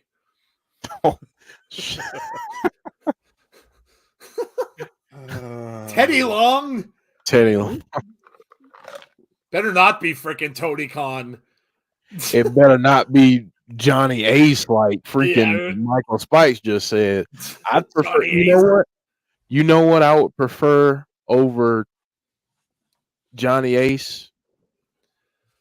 I would prefer a Tony Khan that hasn't slept in 72 hours, that has had 6 Starbucks coffee and like 15 5-hour energy drinks. I would prefer that over Johnny Ace. Johnny Ace can, well, never mind. Yeah, no. James Chadwick said Don Callis. Don Callis. That's actually not bad. Don's worked on Impact before, so Yeah. it wouldn't be unheard of. I'd love it if Raven was in charge, though. Oh my god, can you imagine the chaos if Raven was put in charge? Exactly. I need more. That would be awesome. That would be awesome. You know who else? What about Kurt Angle? Oh, imagine that. That'd be awesome. You two trying to go back to some people that were in TNA and Impact before. Okay.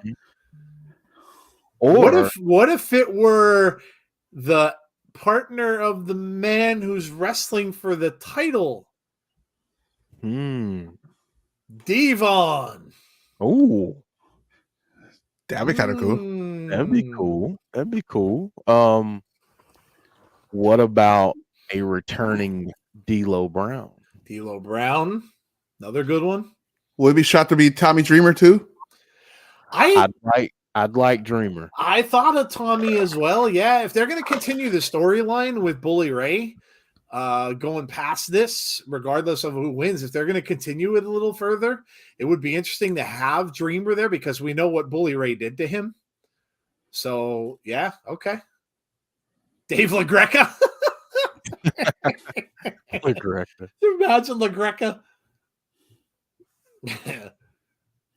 Mickey James. No, well, I don't think. Well, listen. Mickey ran a bunch of stuff for the women's division in NWA. How about Nick Aldis? You know what would be really cool? Johnny Swinger.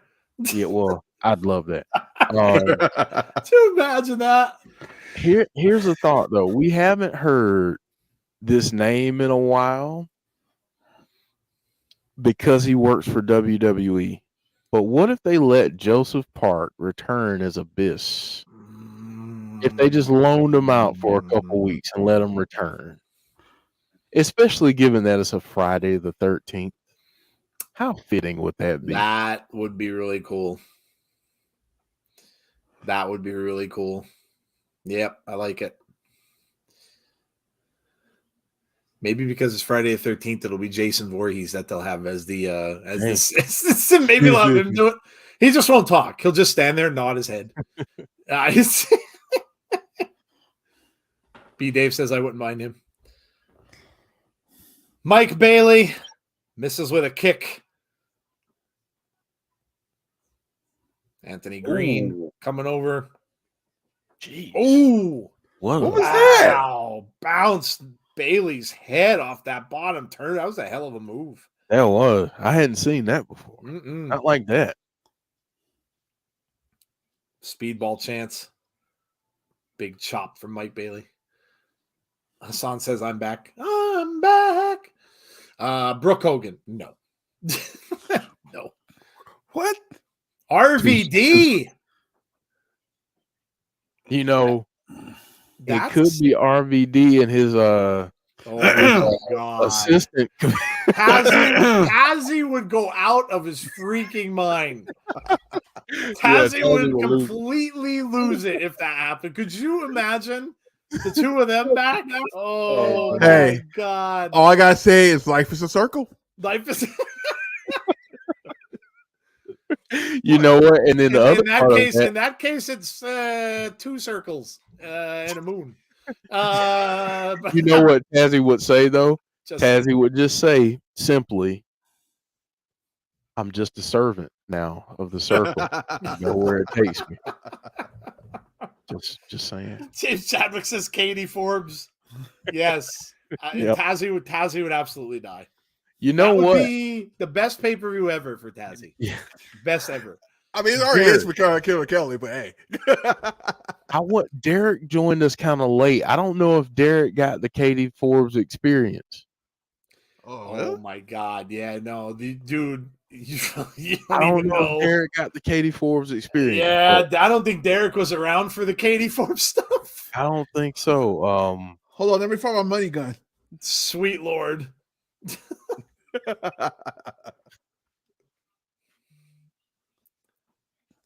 Oh, what a move from Bailey. That might do it. 1, 2, yes, 3.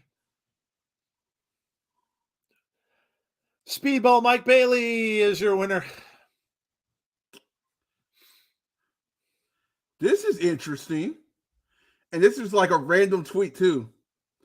Somebody says Sting's AEW contract is up this year. Sting's contract. It'd be really cool if he returned to Impact. It would be. Yeah. RVD and Katie got Impact banned from Twitch. I remember that. They did. I remember that. How do you get banned from Twitch? They managed to do it. Tazzy, just remember some of the things that Katie did. Yep. And imagine that being live on Twitch and the everything that can ensue from that. So, are they showing this live? Are they showing this?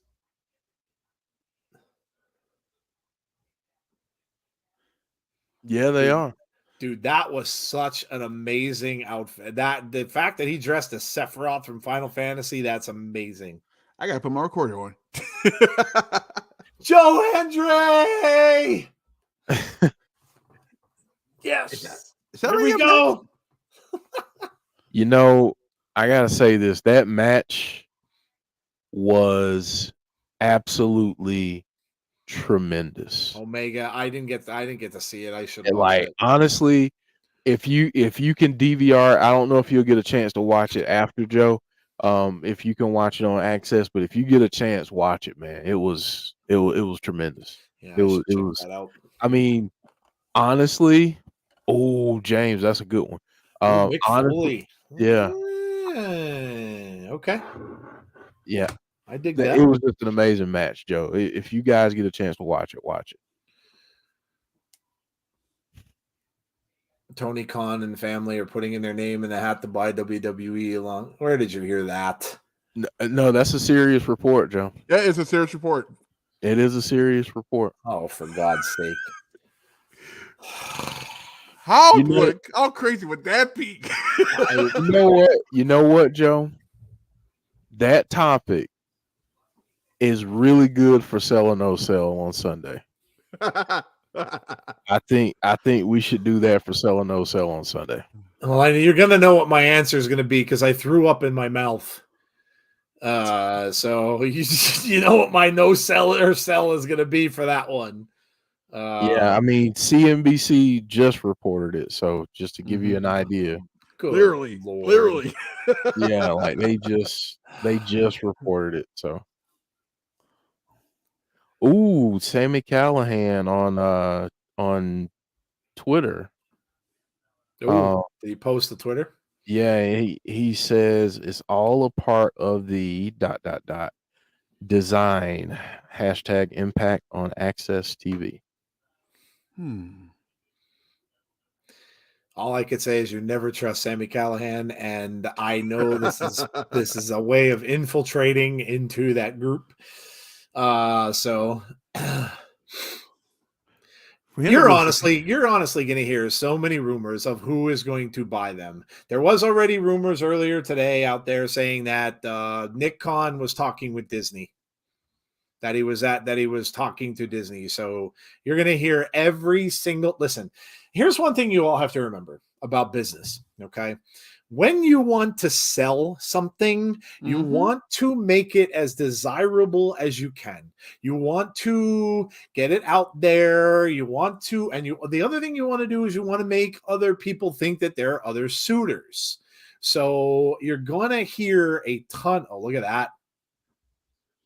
Wow, that's cool. That's crazy. That's pretty cool. I still can't see if he shaved that little tuft off the side, though. It doesn't show. It kind of looks like it. It don't look half bad, though. Yeah, he'll look all right. Yeah, I think it's gone. Well, no, it's hard to tell because it could still be on that right side. You kind of see a little bit of a shadow. I don't think he'd keep that, though. It looked really dumb. But yeah, listen, when you're trying to sell something, you're going to try to get so many rumors started and stuff like that. So far in the last 2 days, we've heard Saudi Arabia, which turned out to be completely false. And they're giving reasons too. Well, they sold it to Saudi because they don't want it to be a public traded company anymore. Wrong. And then now we're hearing Tony Khan. You're going to hear every company's name under the sun. You're going to hear Universal, NBC Universal. You're going to hear Amazon. You're going to hear all of them. All of them are going to be told, listen, it's not going to happen for probably another 4 or 5 months.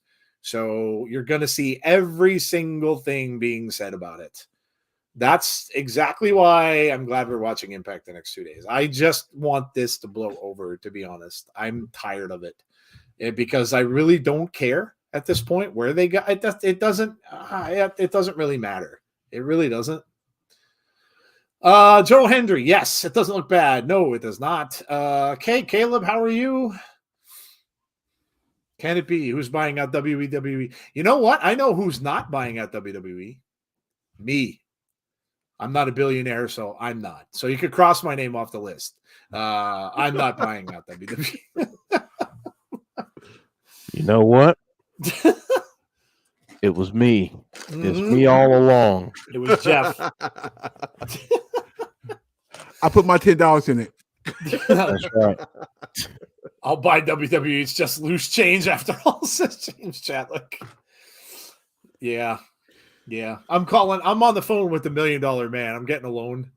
Oh, I love this entrance. I don't know about taking a loan for the $1 million man. The interest might be a little steep. I love this entrance.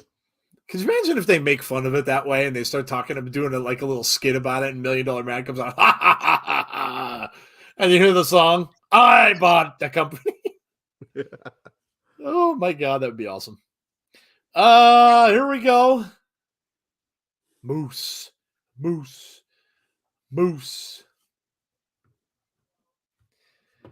Heather, I'm not counting anyone out. I honest to God, I read so much and heard so much about this over the last 5 days. I honestly don't care. I really don't. I don't think it's going to affect anything. It's a sale. That's all it is. It's going to go to someone else. I don't. And again, as I said at the beginning of the show, there's nothing any of us can do. So at this point, it doesn't matter. If it happens, it happens. Who I feel bad for is I feel bad for the people that don't know anything and like the talent, like I feel bad for them because especially a lot of them that just came back to WWE, like Jonah, people like that just walked through the door, they're the ones that are going to get left up in the air. They're the ones I feel bad for. But all this stuff with billionaires talking to billionaires and things like that, honest to God, I couldn't care less. And you know what I care about? This guy right here.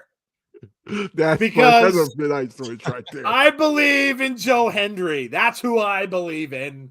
None of these billionaires. I believe in Joe Hendry. Yes. Do it. Wave your hands in the air. Dancing Moose. How cool was Dancing Moose? That was freaking hilarious. Dancing Moose. I don't want them to make a subscription channel for WWE Network on Prime. Well, I hear you, Gust, but you know what? Unfortunately, we live in the world of subscriptions. It could very easily happen. I mean, I was never a big believer in getting. I don't have Amazon Prime. We actually use my daughter's, which is kind of cool. But Right. you know, I mean, it is what it is. But you know what? There's good content on there. I mean, I watched the Lord of the Rings thing and I loved it, so we're probably gonna end up getting it. I mean, it is what it is. The Rock can't afford it, Deanna. I don't think The Rock is a very rich man, but people were talking about that and they were saying that I don't think he would do it. Dancing Moose chance. Dancing Moose. So Hendry saying Hard to Kill is tomorrow night. Yes, it is. Yes, it is. B Dave, no, we're doing Hard to Kill tomorrow night. The pay-per-view for Impact is tomorrow night, so that is what we are doing. We do Impact first. WWE is up there, but Impact is always first.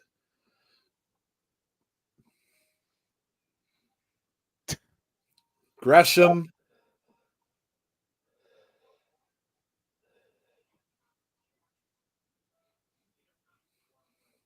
We believe. Really? Really?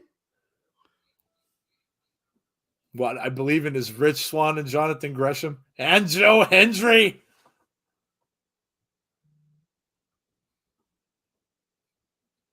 This guy is now in like literally my top 3 wrestlers in Impact. He has vaulted up the ladder. It is. I love this dude. Isn't it weird that we have the main event already? What if the surprise tomorrow is Vince Russo? Oh my God. Dear Lord. Oh boy.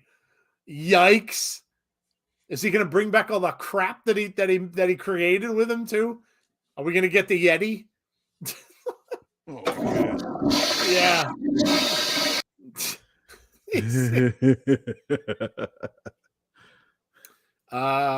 Backup dancers. Still so weird that after Moose and Maclin fell out that they're tagging now. Oh, they won't be getting along very much. Just keep your eye on that. Gresham and Maclin. Oh, these two wrestled before. Mm-hmm. When Gresham was in Impact last. Am I right? Yep. I thought so. Seemed like such a long time ago. I think it was only like last year, middle of last year. They did Pure Rules. Pure Rule. Yeah.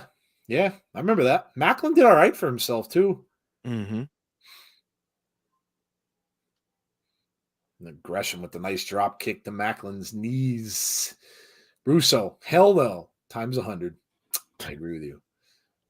What if it's Stephanie? Oh my God. Could you imagine Stephanie step down? She comes out in Impact. That would be something, wouldn't it? That would be something. Wow. That would be something. Russo bringing sex back. Sports Entertainment Extreme. Yeah, just what we all need. Just what we all need. Well, the one good thing for me with that is the Kiss Demon would be brought back immediately. Damn. Shane McMahon on Impact Wrestling. Look at that. Look at that strength that he had. Look at that. No, he's going to bench press him a little bit. Oh, my God. How can you not believe in this guy? Oh. I'm so fired up for tomorrow, man. My work day is going to go super slow tomorrow because I want nothing more to do than to come home and watch the pay-per-view. Tonight I got to watch at least a couple of Friday the 13th films. Yeah. Chat, you know what? I don't know how many of you know Friday the 13th, but which 2 Friday the 13th should I watch tonight? Which 2? I'll tell you right now, I'm not watching Jason Goes to Hell because it's god freaking awful. But any of the other ones I'll do. It doesn't matter to me. But Jason Goes to Hell is the freaking worst.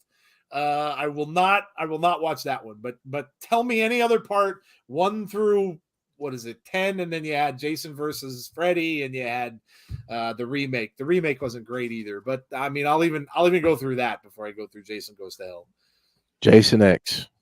Oh, that's perfect. I love Jason. You know what? That is such a guilty pleasure for me now. I hated that when I first saw it. Now I love it. I absolutely love it. I'm down. That has one of the best kills in the entire franchise. Look at this. We're getting a simul beatdown. Oh, they're all faced off against each other. Here comes, oh my God, Moose just kicked Swann's head off. Gresham just took out Moose. Hendry takes out Maclin. Eddie Edwards takes down Hendry. Swann with a kick to Eddie. Eddie goes down. Everybody's down. Everybody's down. Well, can't say I didn't see that coming. Swann's getting back up, takes out 2 people outside of the ring. Down goes Moose and Eddie. The fans are loving it. Oh, Swann just took a shot from Maclin. Down he goes. James Chadwick saying the first one. Seen it so many times. I have the uncut version. I have the 4K version. I can't. 3 and X. 3 is a good one. I like part 3. The 3D one. Yeah, I dig part 3. You know, my favorite one. My favorite one is part 4. That's my part 4. That's my favorite one. That's my favorite one. Heather, does they have 4? I do like. I bought the Steelbook today, so that would be a good choice. The Jason X has one of the coolest kills ever when he dips the girl's head into the nitrous oxide, freezes it solid, and then smashes her skull right off the sink. Like basically blow it. Oh, it was so cool. It was like that and the sleeping bag kill are my 2 favorites. I actually like the sleeping bag one. The sleeping bag one's awesome. Yeah. It just bashes the person in the sleeping bag off the tree. Oh my God.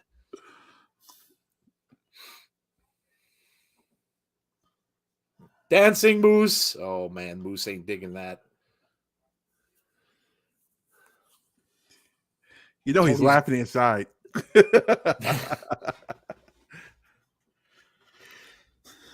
The surprise tomorrow is Willie Mack.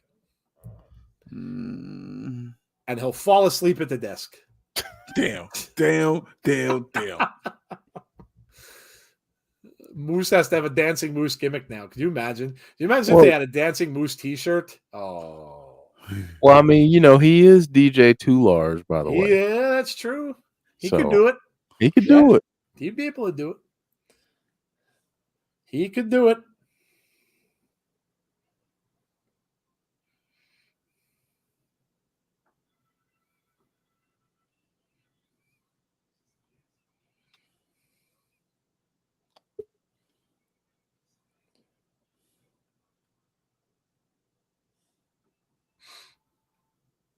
Wow.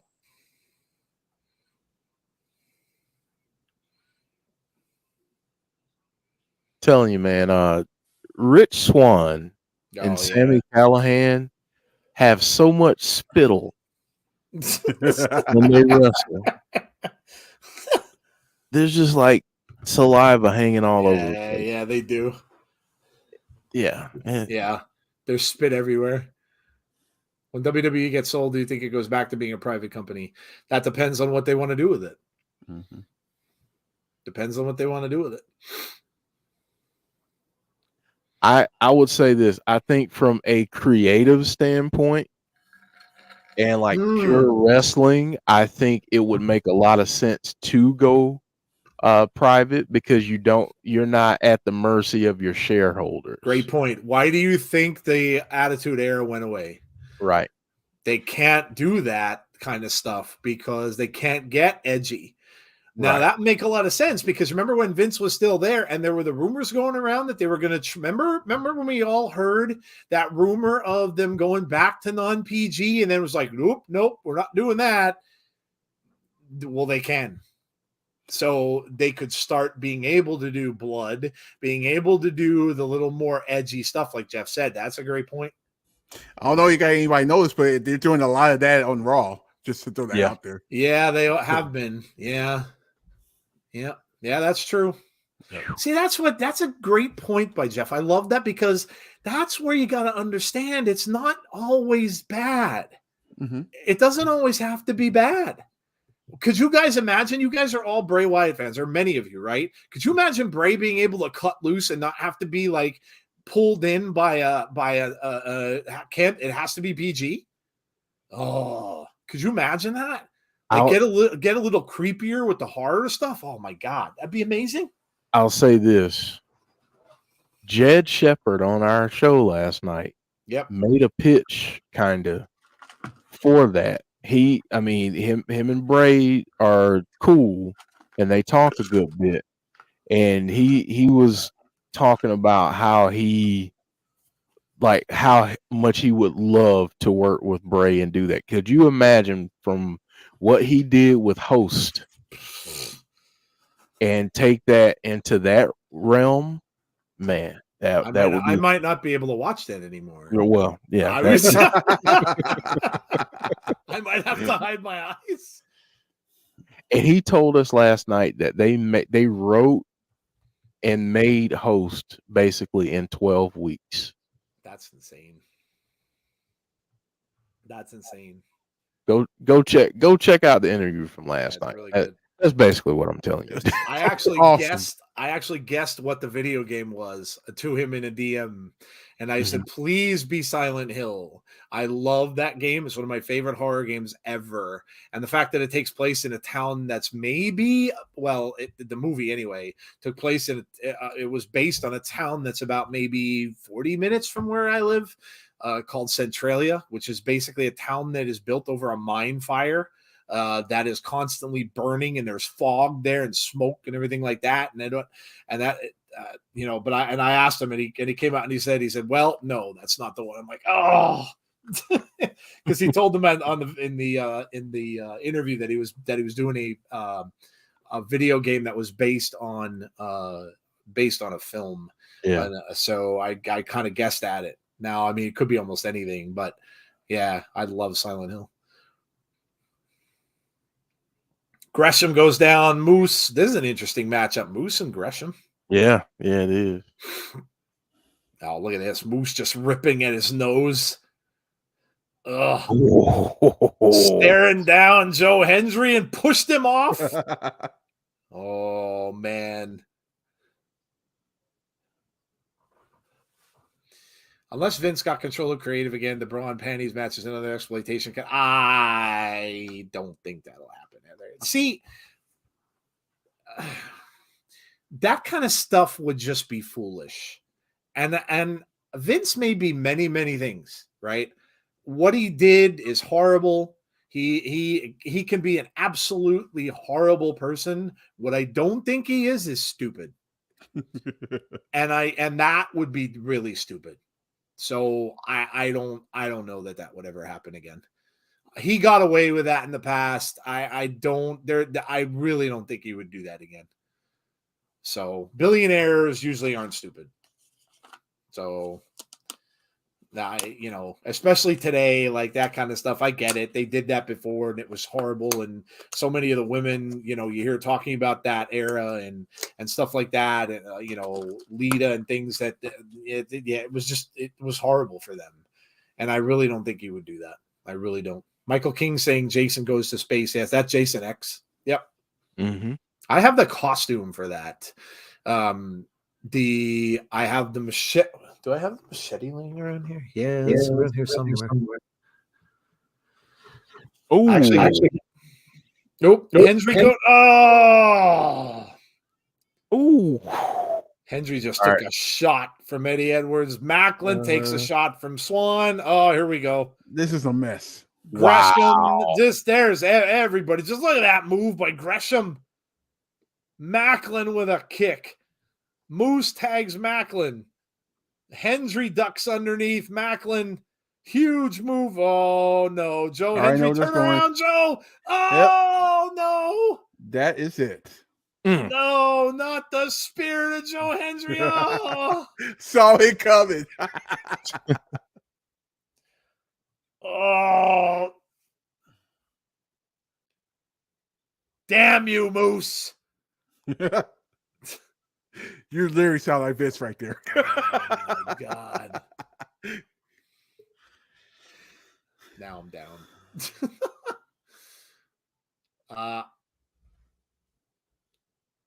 It's time to review time. That's very redundant.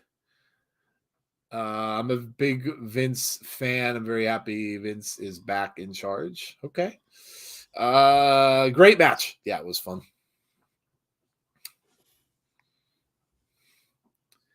Michael, what are you talking about? There's people that are out there, James, that are fans of everybody. Listen, I know full well, being a fan of the Cowboys, Jerry Jones and Vince are very similar people, and there are a ton of people that love Jerry Jones. Tons. I'm not one of them, but there are a lot of people who do. Howdy. What's going on with Eddie Edwards? Yeah, what's up with Eddie? Uh-oh. What are we getting here? Oh, is it PCO? It's going to be PCO, isn't it? It's PCO. PCO, baby. Somebody was asking about PCO. PCO's going to revive. PCO's coming back. Love that tease. Love it. I love that. Eddie's saying, what was that? What was that? He's alive. Hey, that show went by fast. We're going to get PCO on Friday the 13th. Watch him blow right out of the middle of the ring when that's going to be amazing. Do you see any Impact stars at the Royal Rumble? Ex-Impact people, yes. I wouldn't be shocked if Eric Young showed up. I wouldn't be shocked if Chelsea Green showed up. I wouldn't be shocked if Mickey loses the belt and she shows up, nor her husband Nick Aldis. So yeah, former Impact stars. I don't think any current ones will be there.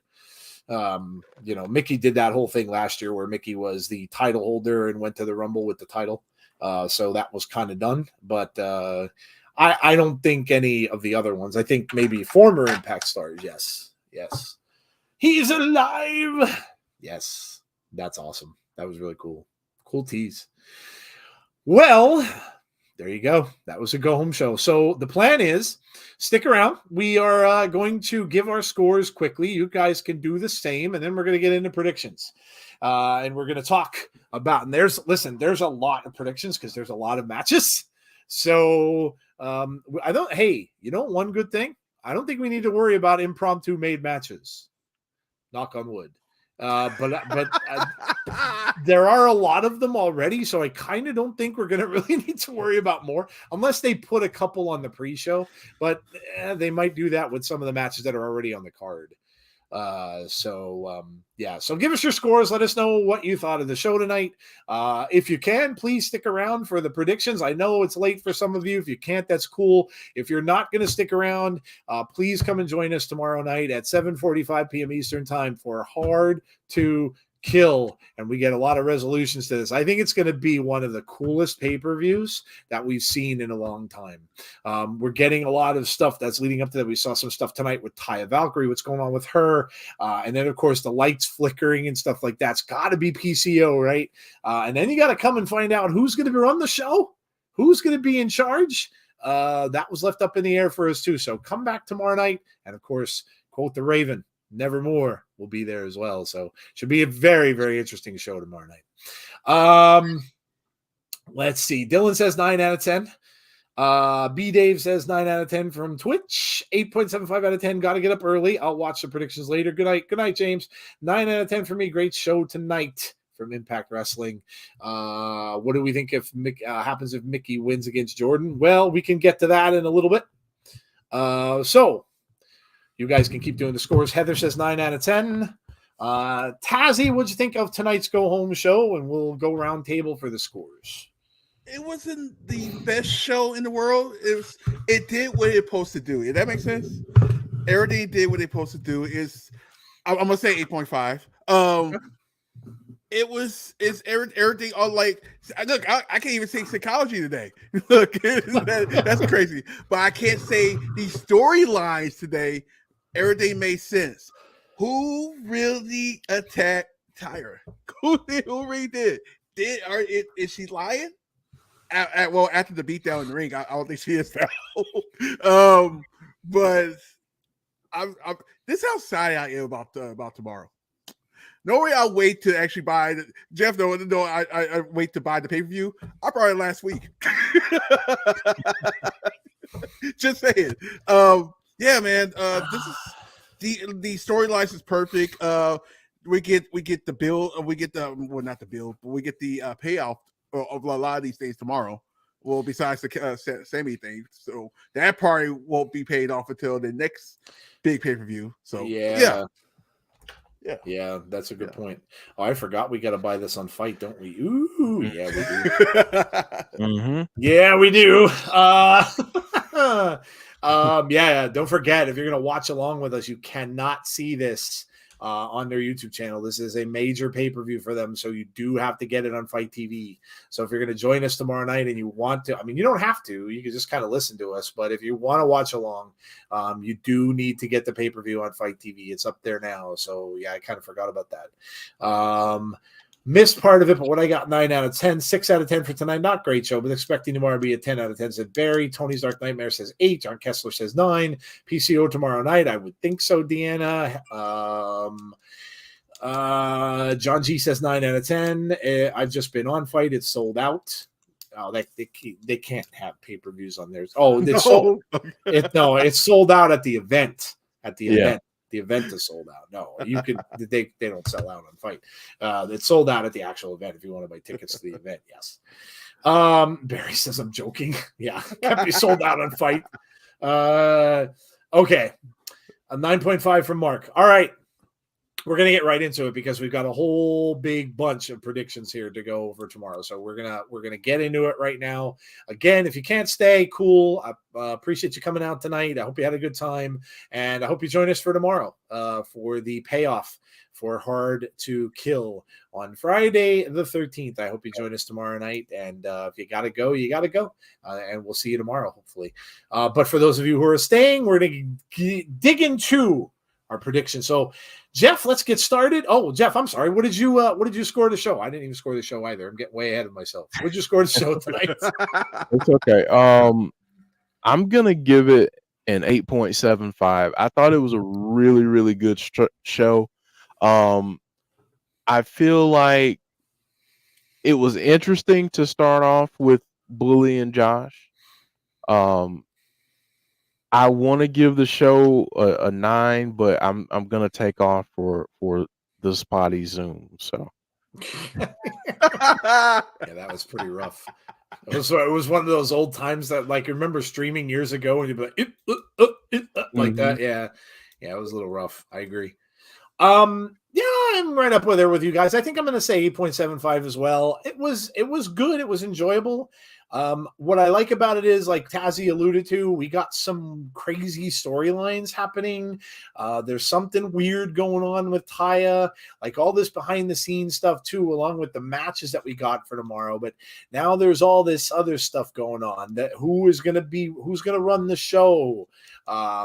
Who is what were the lights going off thing? Everybody assumes it's PCO. Is it?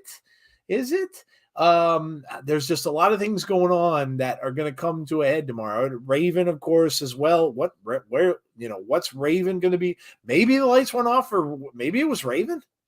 Maybe the lights were Raven flickering on and off. We assume it's PCO, but we'll see. So yeah, I'm going to give it an 8.75. I thought it was good. I thought it was good leading into what looks to be a fantastic card for Impact on Friday the 13th tomorrow. So Mark saying 9.5. Kenny Omega's entrance about to start. Bonker saying 8.13. Sean saying 8.5.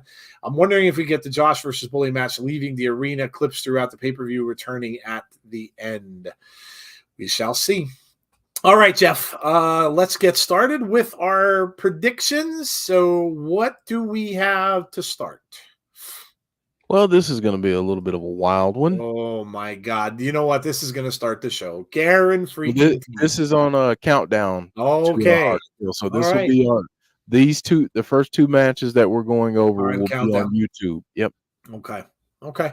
So these two matches, if you are not paying for it on Fight TV, you can see on YouTube. So this is Alan Angels, Yuya, Mike Jackson, Gujar, Mike Bailey, and Kushida. So returning Kushida, and this will be on the pre-show. So 6-man match. I mean, a lot of great athletes in this. Mike Bailey obviously would have to be favored here, but Mike Jackson is kind of a wild card. Gujar, remember, he was the one voted most to look most forward to this coming year, so you can't really discount that. And a returning Kushida, again, another wild card here that you never know. Who are they going to push from this group?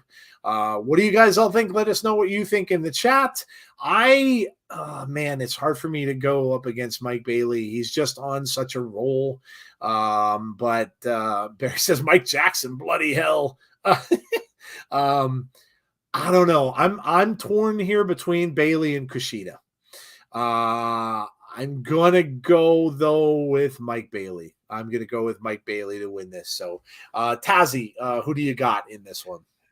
Oh, that's a second. Okay, I just have to put the recording on right quick for it. Okay. New Japan, but I feel like way excited right now. I'm choosing. Dude, oh man, do you do Mike Bailey again? Like, do you actually have him? I mean, do you really? And I'm like sitting here like, you can't. Let's do Kushida. Let's do something different. Okay. Let's do Kushida and see what happens with that. So, yeah, I'm gonna go with this. It's gonna be a crazy match. Yeah, it is, and I'm like, yeah, it is. I'm kind of almost glad I won't have to call this one because we might miss a little bit of this. Yeah, or I'd probably have no voice left. So there you go. Okay, Jeff, what do you think? well, I'm going to say this. I don't know exactly how old Mike Jackson is. I think he's like in his 60s or close to 70. Wow. I love seeing Mike Jackson just from a nostalgia standpoint. Yeah. But I'm going to remind everyone of something that Impact Wrestling themselves told us, and that is that Bhupinder Gujar is one to watch in 2023. Yep. So for that reason, I'm going with Bhupinder. Okay. All right. Curveball on this one. Yuya, said Mark. Michael Spike saying Yuya. So Barry Monkey says hopes Yuya. So people picking Yuya in the chat. Okay. All right. Either way, it's going to be a great match to watch. Again, remember, you guys can see this free and the next one free if you're not going to pick up the pay-per-view. So you get to see these two matches free on their YouTube channel before the pay-per-view starts. Okay. What do we got next? All right, up next, we've got the Death Dolls going up against Tasha Steelz, Savannah Evans, and Giselle Shaw. And you can't forget about Jay Vidal. Right. Don't forget about Jay. Yes. We can't forget about Jay. You know, Jay brings back memories of one Caleb. And Caleb is in the WWE, much to the chagrin of James Chadwick. He just can't get away from him. He can't. Right? Nope. He can't. So yeah. The interesting thing that's gonna, I hope I don't miss this because or I hope we don't miss this because I want to see what happens with that whole Taya thing. And you know, this could be one of the places where we could see a return happen. I'm not sure they'll do it on a pre-show, but they could. Yeah, this is a tough call. But now I'm not so sure with the whole thing with Taya. What's going on with that? And if there's something weird happening, then I would have to say that Steele, Savannah, and Giselle might win simply because of that. So while I want the Death Dolls to win, I'm going to say I really don't know what's going on with Taya. So if something happens with the Taya thing, I'm going to say that Tasha, Savannah, and Giselle are going to win this. They're not for the titles. Who was saying something about them? Yeah, no, Heather, they won't be. They're not. This isn't for the titles, so they won't lose the titles actually here. So I'm going with Tasha, Savannah, and Giselle. Tazzy, what do you think? Would it be crazy enough to actually have somebody replace her, and then in the future have them all four of them be a faction together? Could do that too. Could that be insane? I am down for that. So I'll go with Death Dolls just because of that. Yeah, that's a good one. I mean, how hurt, quote unquote, is Taya? And do they need a replacement for? Could you imagine that? Could you imagine those other three women in there, and then the Death Dolls come out, and it's Rosemary and Jessica, and all of a sudden the lights go out, and that would be awesome. Yeah, I'm down. Jeff, go ahead, man. What are you thinking? All right, I'm feeling a little froggy tonight, so here's what I'm gonna say. I'm gonna pick Tasha, Savannah, and Giselle to win. Okay. However, I'm going to throw out a prediction, kind of a theory here. Taya was attacked by Giselle. However, she didn't attack her to hurt her. She attacked her for them to align.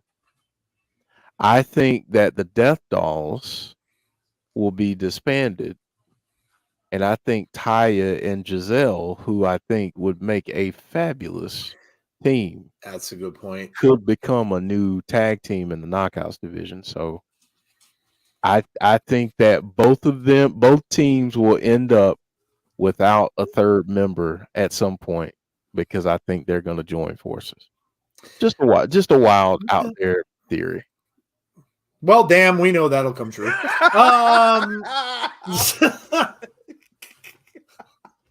I mean, Jeff should know he wrote it, so I mean that's where. Well, there you go. That's not a prediction. That's a spoiler. That's really cool, actually. Listen, I love Taya, but I do think that Taya is better as a heel. I do. And if she goes with Giselle, obviously that's where that would go. And I'm okay with that. I like Taya better when she's bad. She's just better at it. I think, not to say she's not a good face as well, but Taya's just a good wrestler. But I do like her better as a heel. So I'm okay with that. I'm all right with that. Let's see. Team Tasha, my pick is Steels, Evans, and Shaw. Tasha, Savannah, Giselle for the win. Steels, Savannah, and Shaw will win this. As Barry Monkey, Steels, Evans, and Shaw. Death Dolls retain. I hope. Yeah, no, you don't have to worry about the titles. They're not up for grabs. Death Dolls is my pick. Says Michael. Death Dolls for the win, says Dylan. Steels and Evans. Shaw with the win, says Bonkers. Okay. There you go. So I do want to say one more thing. Yeah. Taya is actually an MLW too, so keep an eye on that too, because she's a face over there too. So if something changes, then they're going to do it in both places more likely. So just a heads up. Yeah, she also wrestles in AAA as well. So yeah, she's kind of all over the place. HPC 2 Sweet is here. What's going on? Okay, what is next? Now, those two are the free matches that everyone can watch. So we are now headed to where you've got to pay to view. Yeah. So we're up next. And we'll just go ahead and start out this way. Steve Maclin versus Rich Swann, Falls Count Anywhere in Atlanta match. Anywhere in the whole city of Atlanta. Anywhere in the A. Wow. Okay. Rich Swann's going to pin Maclin right smack in the middle of the Falcons field. Wow. Okay. This is going to be interesting. We've seen things like this before, kind of, right? You've seen people wrestling outside. I can remember stuff with Stone Cold, and remember Stone Cold and Booker T in the grocery store and like that kind of stuff. This could be a really fun one. And who knows, maybe they'll, if this is going to be like an on location kind of a thing where they leave there, maybe it'll be first. So yeah, this is interesting. I'm going to go with Maclin. No, I do think, and we've been talking about this for a little while, about Maclin's rise to become maybe the next challenger for Josh. I think that may start here. So while I love Rich Swann, I think Maclin, the fact that he's going to be able to be out in anywhere, basically, you got to know he's going to use that to his advantage. So I'm going to go with Maclin here. Jeff, what do you think? I've got Maclin. I think 2023 is going to be the year of Steve Maclin. I really do. Yeah, you've said that before. Yeah. So yep. I think he picks up the win here. Okay. Heather saying Rich Swann, Jamie saying Maclin. Jeff's predictions are spoilers. Yes, they are. Free for all in the city of Atlanta. That's the first. Maclin wins is my pick, said John Kessler. Rich Swann wins, says Michael Spikes. Maclin says Dylan, and I'm thinking Maclin says Brandon. Tazzy, what you got? I do want to say this. They're balling in all over Atlanta. There's some parts of Atlanta you do not want to go. I'm just out there. I'll just throw it out there. I mean, if you see them on the first 48, I'm just saying. Just saying. And it's Friday the 13th. I'll just throw it out there. Anyway, I couldn't hold that in. I honestly think, because my prediction for the year for Impact is for Maclin to actually win the title at Rebellion. So this is the rise of that. So I got to continue with my prediction. So it's Steve Maclin. Okay. All right. Well, there you go. We're all on the Maclin train for this one. I'm thinking Maclin. Steve Maclin says Sean Broussais is agreeing with that as well. All right, man. What's up next? All right, up next, another one. Jonathan Gresham going against Eddie Edwards. This could end up being match of the night, wrestling match wise. And I mean, you got to know when you include Jonathan Gresham, who is just a tremendous wrestler, against Eddie Edwards, who is such a veteran of the business and has been around a long, long time. They're probably going to have an awesome match. The only thing is that I think you got to throw in here is that little tease that we saw, because if something is going on and that is indeed PCO, then this could get interrupted where something happens to Eddie, or they could always wait until the very end of the match and the outcome of the match itself. They could interrupt it also, which causes Eddie to lose. So we'll see. But I think there's going to be something. I'm going to call shenanigans on this one. I'm going to say Gresham wins, but I'm going to call shenanigans on it because I'm going to say something's going to distract Eddie perhaps in what will lead to his next feud, which is probably you think is going to be PCO. So I'm going to go with Gresham to get the win, but I think it's probably going to get an assist from whatever we saw starting to happen tonight. So Tazzy, what do you got? I got Gresham winning because of a distraction, right? And I got, as soon as the match is over, Gresham leaves, PCO emerges. Yeah, that makes sense. That would make sense. Jeff, what are you thinking? Another wild theory. Well, you know it's going to be true, so listen close.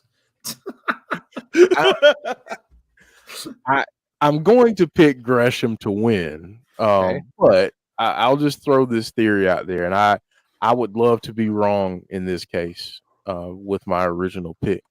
I think it would be very interesting if PCO comes back, but he helps Eddie. Because maybe in the desert, when he buried him, maybe he gained control of PCO somehow. Just throwing that out there. So it'll happen. Okay. Well, you know what?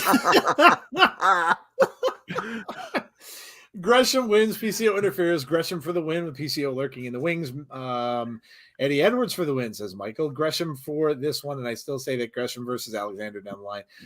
That'd be an awesome match. Gresham, PCO, Delirious, Kenny King, Honor No More 2.0 maybe. Interesting. Interesting. Okay. Reforming the faction, says Barry Monkey. All right. All right. All right. Well, this one should be interesting to watch. John Kessler says Gresham wins. Okay. What's next, Jeff? All right. Next up, the number 1 contenders match for the Knockouts World title. We have Masha Slamovich, Deonna Purrazzo, Taylor Wilde, and Killer Kelly. Well, I know who Tazi's voting for. This is really, really interesting to me. And I say that because I think that this match goes hand in hand with who is going to win between Mickie James and Jordynne Grace. And you almost have to call it differently. Jeff had already mentioned this, so I'm not going to steal what his prediction was, but Jeff had said that if Mickie should win, then it would make sense that Deonna Purrazzo would win this, because then you get Deonna and Mickie once again, but it's for the title. And at that point, Mickie would then probably pass the torch on to Deonna Purrazzo, which a lot of people thought she might do anyway. So, and then if Jordynne Grace wins, well, we already had Masha and Jordynne. Deonna and Jordynne has happened a bunch of times. Taylor and Jordynne Grace, not so much, but then I'd probably have to go with Killer Kelly to get her shot at the belt from Jordynne Grace. So as sad as it is for me to say, I do think, and again, I wasn't going to go this way, but because I saw that it's the 200th match of Mickie James as well as the title match, I do think she's going to drop. She's going to lose. And I think she's going to pass the torch to Jordynne. And and that said, then with this, I do think that Killer Kelly will win this.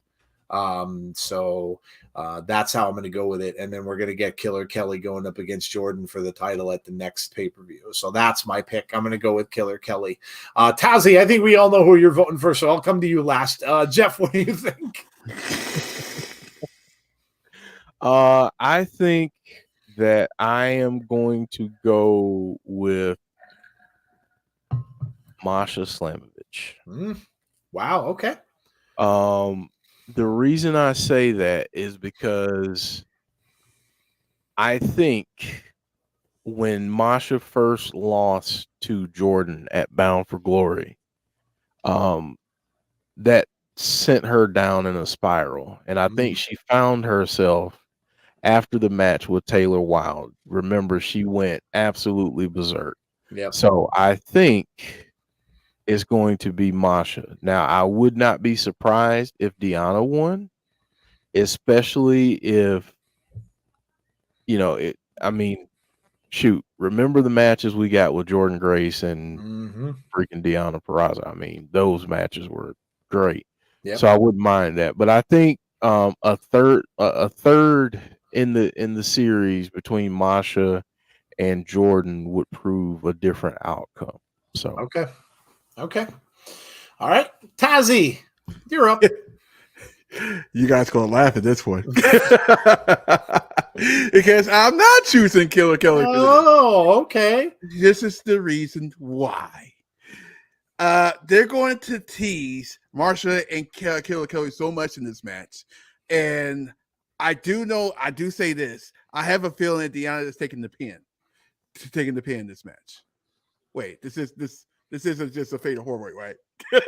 Yeah, I had to make sure. Okay, it's a fatal four-way. I'm like, why you want to do that? I'm like, hey, wait, is this a fatal four-way? Like, yeah.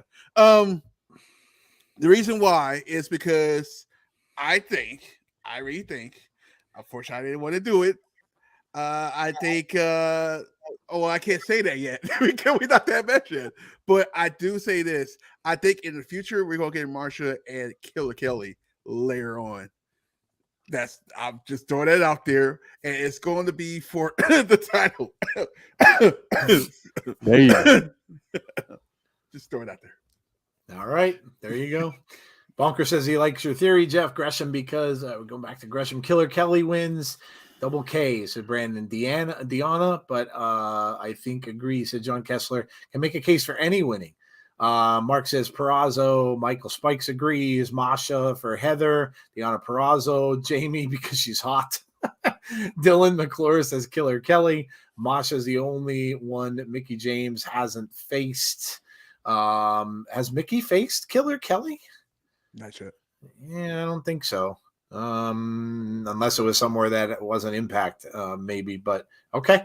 All right. Well, there you go. Moving on. What's next? Up next, we've got the X Division Championship. Trey Miguel, the champ, going up against Black Taurus. This is an interesting one, but I think a pretty easy one to call. I don't think Trey Miguel's dropping that title. Not yet. This is a rematch, of course. We all know he cheated to win the last time. Trey Miguel did to beat Taurus. Taurus was on a roll until that happened, and then Trey cheated him out of it. I think something similar is going to happen again in this match. I do not think. What I do think we could see, though, here is someone that may end up going after Trey next, and that could be Crazy Steve. Because of course, we said Crazy Steve comes out with Taurus, he does his entrance and all that kind of stuff. So I think maybe whatever Trey ends up doing to Taurus, I think Crazy Steve will help him and stand up for him. And then at that point, I think we're going to get a program from Trey Miguel and Crazy Steve going forward from this. So I don't think Taurus will win that title. I don't think Trey's only going to hold it for that little bit of time. I think he's going to have it for longer than that. So I'm going to go with Trey Miguel here. What do you think, Tazzy? We could do this two different ways. By the way, Black Taurus is everywhere now. Yeah. He's everywhere. I just literally saw him wrestle last week on MLW. That's the funny part. Yeah. Crazy. You can do this two ways. I don't think you drop the title.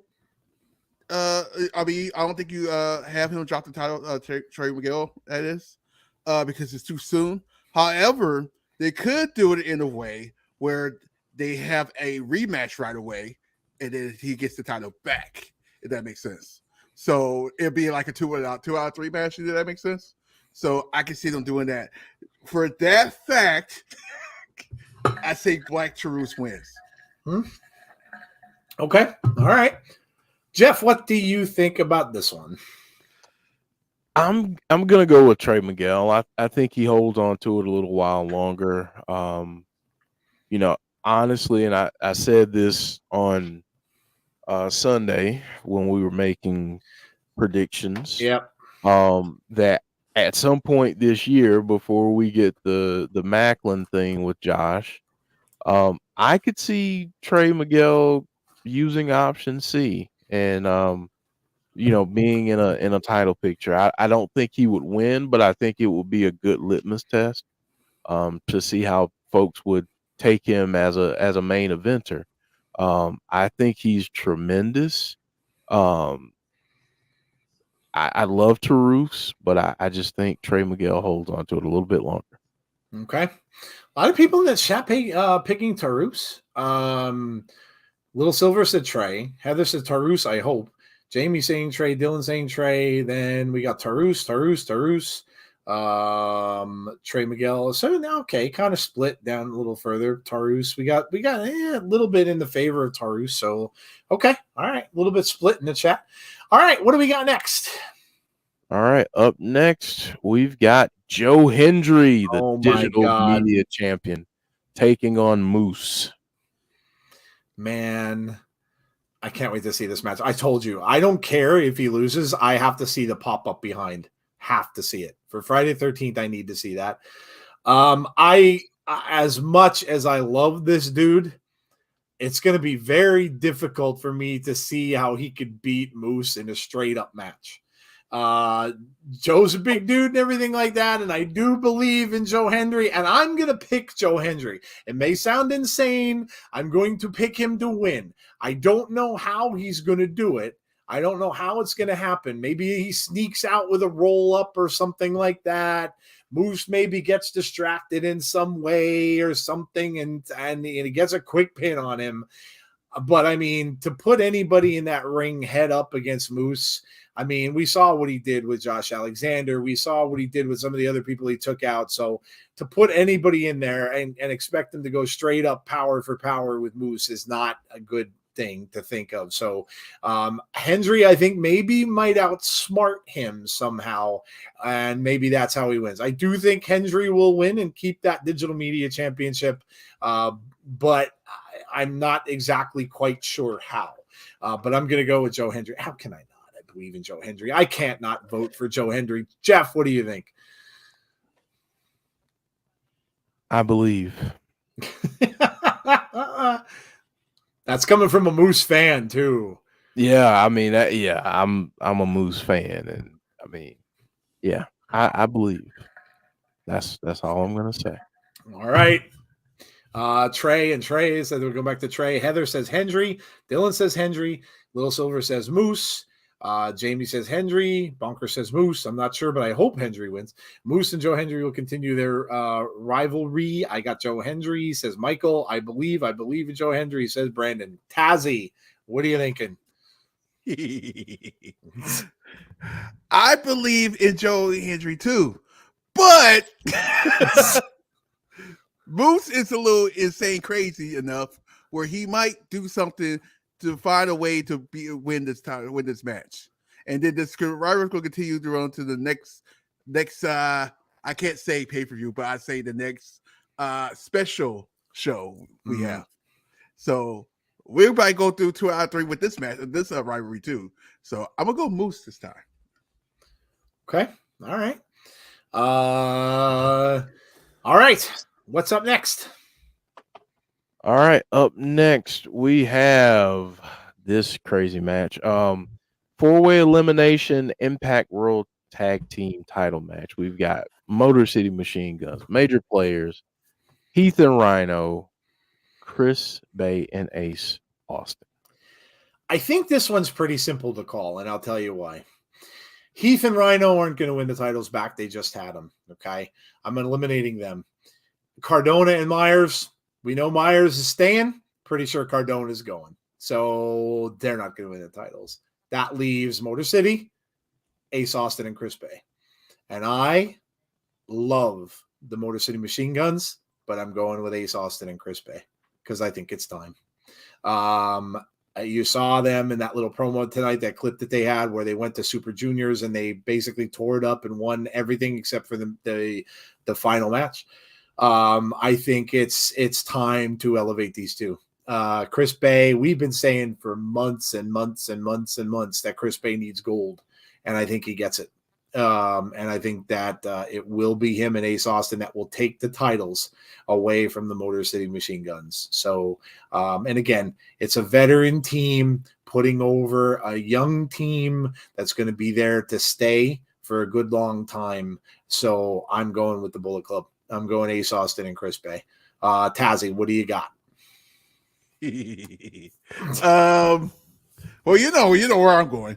You know where I'm going with this. The reason why I'm doing this is because I can see them doing so much, taking the title around to wherever they're going, and actually promote Impact even better. Be honest with you. So for that fact, you know me, I am going. Just saying. Too sweet. Yes. Yeah. I just think it's time. So I picked my boys from the Bullet Club, says Jamie. The Guns, says John G. I got the Motor City Machine Guns, says Michael. Austin and Bay, says Dylan. Ace and Bay, says Bonkers. Jeff, what do you got for this one?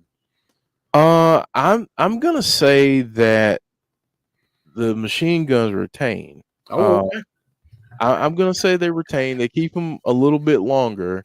I think Heath or Rhino might be the one to take the pin, but I think what we get here is we get a setup for the Motor City Machine Guns and Ace Austin and Chris Bay, because I think what would be really cool, and this is why I kind of said what I said about the Machine Guns, but wouldn't it be cool to pass the torch from one of the greatest tag teams ever in Impact Wrestling, TNA and Impact Wrestling, and pass the torch to what a lot of people are calling the best up and coming tag team. They just had the showing that they had in Japan. I think that only proves that, they're going to be great future champions. Yeah. So I think that's what we get with this match. Okay. I like it. Heath and Rhino, says Mark. Okay. Mark going a different way. Motor City should win so they can have a good long feud with the Bullet Club, says Norris Sparks. Okay. Welcome, Norris, by the way. I think major players are winning. I don't want them to, but I think they will. Okay. All right, Barry Monkey. Okay. What's up next? All right. Up next, we have, and my. I did this on purpose. I think I know why you did it on purpose, I did but this on okay. purpose. Yeah, we're gonna start with we're gonna go here. Josh Alexander, the champ, defending against Bully Ray in a Full Metal Mayhem match. This is going to be just destruction. You're going to see two men just beat the living hell out of each other in this. Josh retains. I don't think there's really much question to that. And the whole point of Bully doing what he's doing was to have Josh retain and overcome insurmountable odds. I don't know if we get any kind of weirdness going on in this besides the Full Metal Mayhem part of it. But I do believe that Josh will retain his title and move on to another feud here. I think this was kind of a tweener feud with him and Bully, and this will all be put aside. But I do think at some point in this match, you will see Josh kind of snap and probably do some violence that maybe Bully had bring out of him that you may have never seen that from Josh before. But I do think this is pretty easy to call, I believe too. I do think Josh will retain. Go ahead, Jeff. Oh man. I've got Josh retaining. Yeah. I've gone back and forth on this, to be honest with you. Okay. Because I could see a scenario where you tell a story of Josh getting too overzealous with, I'm going to challenge this hardcore legend to basically his match. And I could see that being the downfall, but then he comes back later, maybe in a month, and he wins it back. Okay. Because maybe this is a stepping stone, a lesson learned for Josh. But I don't think they'll go that direction. I think Josh will retain. And I honestly think we may get some interference here to help Josh. And I think it may piss him off. Okay. Okay. Josh retains. Wonder what Scott's part is in all of this. Josh says Michael. Josh says bonkers. John Kessler says as well. Barry Monkey thinking Bully Ray wins. Okay. All right. Scott returns and forms a new Team Canada to feud with Bully. Wow. Okay. Bully Ray says Brad. Bully says Deanna. Wow. More people saying Bully than I thought they would. Okay. That's cool, though, because the heel has you convinced. Wow. Yeah. All right. Tazzy, what you got? If the way this is how good the storyline is right now. It has me going like this. If that makes sense. It's going like this. Like if it was like just looked like it was just like, oh yeah, this is just a here we go. This is here's this match. But the one thing about it, what Impact I noticed, they like to shock people sometimes. They do. And so I think they're going to shock people right here. I think it's Bully Ray. Can you imagine him and on Busted Open just with the title, just like, look at this. You might have him having stuff thrown at him, almost kind of like Hulk Hogan did at that point. Yeah. Yeah. You want to piss some Impact fans off? Have Bully Ray win. Yeah. That'll do it. Just That'll because do of it. that. Just because. Little Silver says you're not the only one. TNA better than NXT. Bully doesn't need the title, said Dylan. No, he doesn't. Absolutely. But it's could all be part of a storyline. Brad says Bully Ray is on a roll now. Okay. What's up next, dude? Well, I saved this for last because this one probably has the biggest implications. Title versus career. Jordynne Grace defending the Knockouts World title against Mickie James, who is defending her career. If Mickie loses, Mickie is officially done. Why did I have to see that 200 match graphic? Oh, God. I'll save the rest of that. But yeah, Joe, I saw that too and kind of had the same thoughts. Yeah, that doesn't bode well. I'm going to let you guys go first. I'm going to go last on this one because I have to gather my thoughts. I'm verklempt. Tazzy, go ahead. Don't be shocked if this be the main event.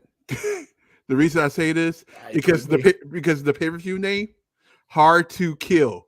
So it's basically hard to kill her career. It's going to be one of those matches where it's like, dude, you're going to get so many close pinfalls and everything just to tease everybody.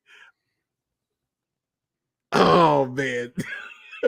I don't want to do this. The only reason I'll say this because of what the other promotion pay-per-view is coming up.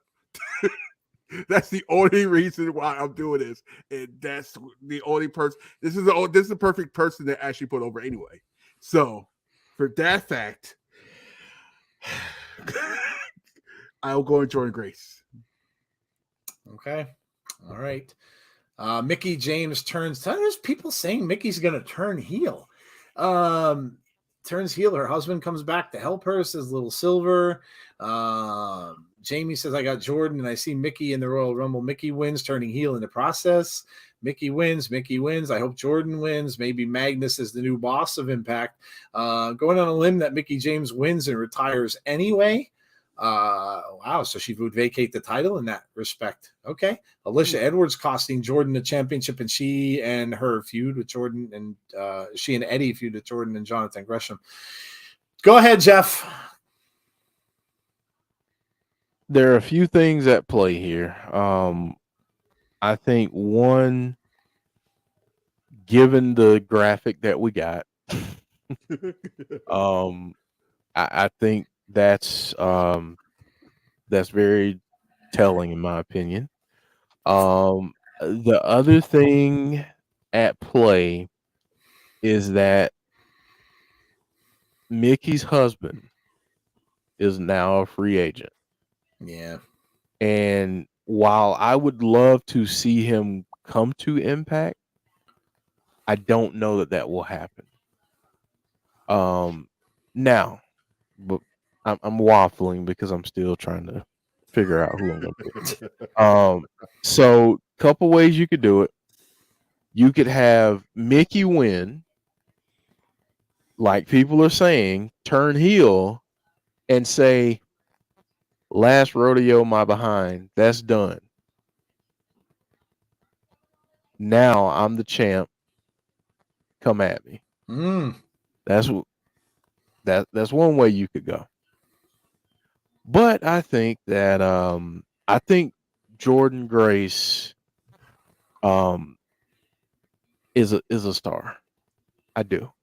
And I think Jordynne Grace in a lot of ways will be the kind of the forefront of the Knockouts division for a while. Even if she doesn't have the title, I still think she's going to be the face of that division. So for that reason, I think Mickie James sees that. I think she puts Jordynne Grace over, and I think we get a nice moment at the end of Hard to Kill, kind of bookending a career. And I think Mickie James will this will officially be it. Impact, why'd you have to do this to me on my favorite day of the freaking year?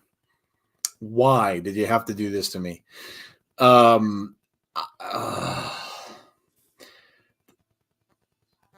mean, selfishly, I could tell you who I want to win. Do I think that that's the right person to win, or who will win this way? I'm leaning probably not. Look, there was always going to be an end to this when she started it way back when. And, you know, as an older dude, I've seen a lot of people come and go in wrestling that I loved.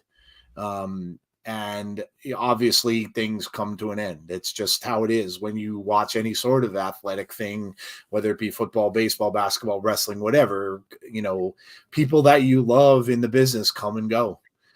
It's just, that's how it happens. And I love Mickie James. She's my all-time favorite women's wrestler.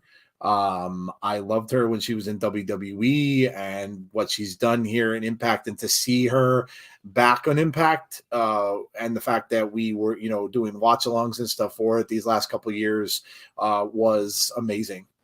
I do think, though, that she will lose because of that whole 200 graphic. When I saw that, I'm like, oh boy. It just all comes together.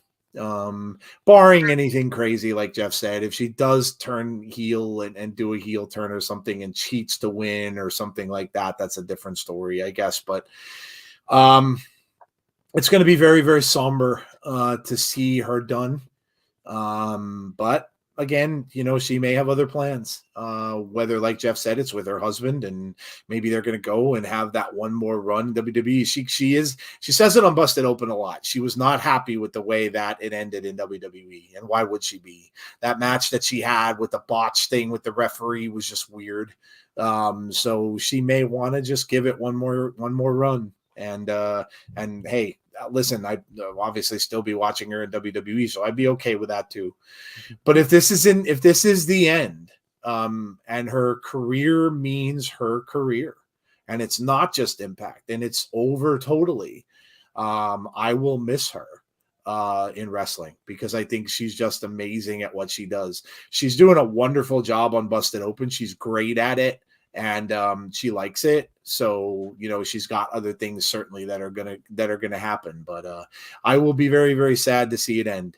But unfortunately, I kind of do think that it will. I think that for the reasons that Jeff mentioned, Jordynne Grace certainly is young enough to be the future of Impact, the Knockouts division, and whether she has a title or not, she's built herself up to the point of where it doesn't really matter. So my prediction is I do think that Jordynne will win. And I think that the last rodeo stops here. And like Jeff said, that they'll have, and if it'll scare me even more. And I think we'll find out if Josh and Bully go prior to this, then you pretty much know that Mickie's going to lose, because that is how the show would end. With Mickie fading off into the sunset and having that moment with Jordynne, like Jeff said, and then walking out of that ring to a standing ovation from that sold out crowd. So yeah, I think I'm going to go with Jordynne Grace. As sad as it for me is to say, that's the direction I'm going to go. It just doesn't make sense. So can I add to that? Go ahead, right quick. I think the other reason why I'm choosing Jordynne Grace on this is because WWE likes to tease a lot. And Shara just randomly just said Mickie James' name, make me think, I think she's going back and she might win that Royal Rumble. That's what that's what I'm seeing. It's just a gut feeling. It's just weird. And I don't do gut feelings a lot, but this one is like, just saying. That's interesting. Correct me if I'm wrong, but that match with the botch, was that not against Charlotte? I can't remember, but I want to say it might have been. I'm gonna have to look that up. because I can't remember who exactly that was, but it may have been Charlotte. So that would make some sense if that's true. So, but yeah, listen, we'll see her again because she's going to be in Hall of Fames. Mm-hmm. She's going to go in the TNA Hall of Fame, Impact Hall of Fame. She's also going to be inducted in WWE Hall of Fame too. So we'll definitely see her again at some point. But Mickey wins. She has to. I don't want to see her retire. I don't either, Heather. I really don't either, but everything good has to come to an end. Jordan Grace to retain her title. Mickie James Magnus, new boss of Impact. I think Kenny just killed Will Ospreay. She only go back to WWE if they let her keep her hardcore. He killed Kenny. It's supposed to be the reverse. Like when she was repping Impact in last year's Rumble. All right, guys. Well, there you go. There are predictions for Hard to Kill tomorrow. Now all that's left to do is watch it. So that said, come back tomorrow at 7:45 p.m. Eastern Standard Time. Look at all the people that still hung around. You guys are awesome. Yeah. So come back tomorrow. We will be starting at 7:45 p.m. Eastern Time, same as tonight, for Hard to Kill. Again, remember, if you're going to watch it along, you've got to get it on Fight TV. Yes, come and join us tomorrow night. At that time, I'm sure it's going to go the whole night. That'll go the whole way. So that's probably going to be from 8 until 11 o'clock, no doubt. So come and join us tomorrow night, and we will see what happens with Hard to Kill. So that's it for tonight, guys. We are done. Other than tomorrow night, we have our show on Sunday, so please come and check that out. That is our Between the Ropes show, where we will go back to our usual format. And remember, the memberships should be ready to go prior to our show on Sunday. So remember that and look for that.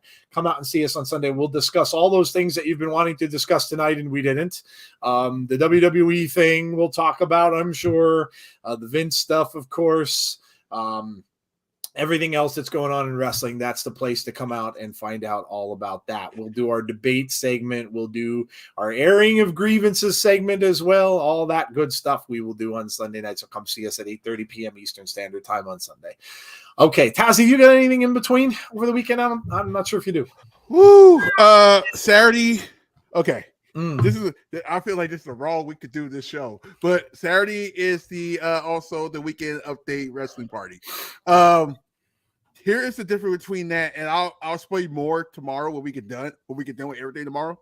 I am going to allow people to call in to the show on Saturday to get your voices and opinions, and I'm regretting this already because I already know, because the week we're having, it's going to be insane.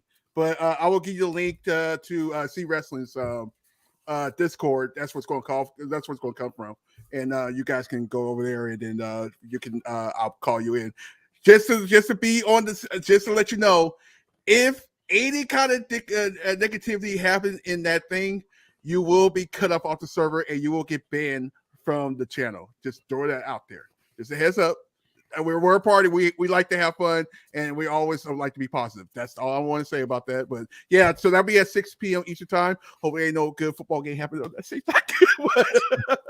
And then, of course, Monday Night Raw. Of course, 7:30. That's big because the following week it's the 30th anniversary show. So just throw that out there, and we'll talk about NXT later. So yeah.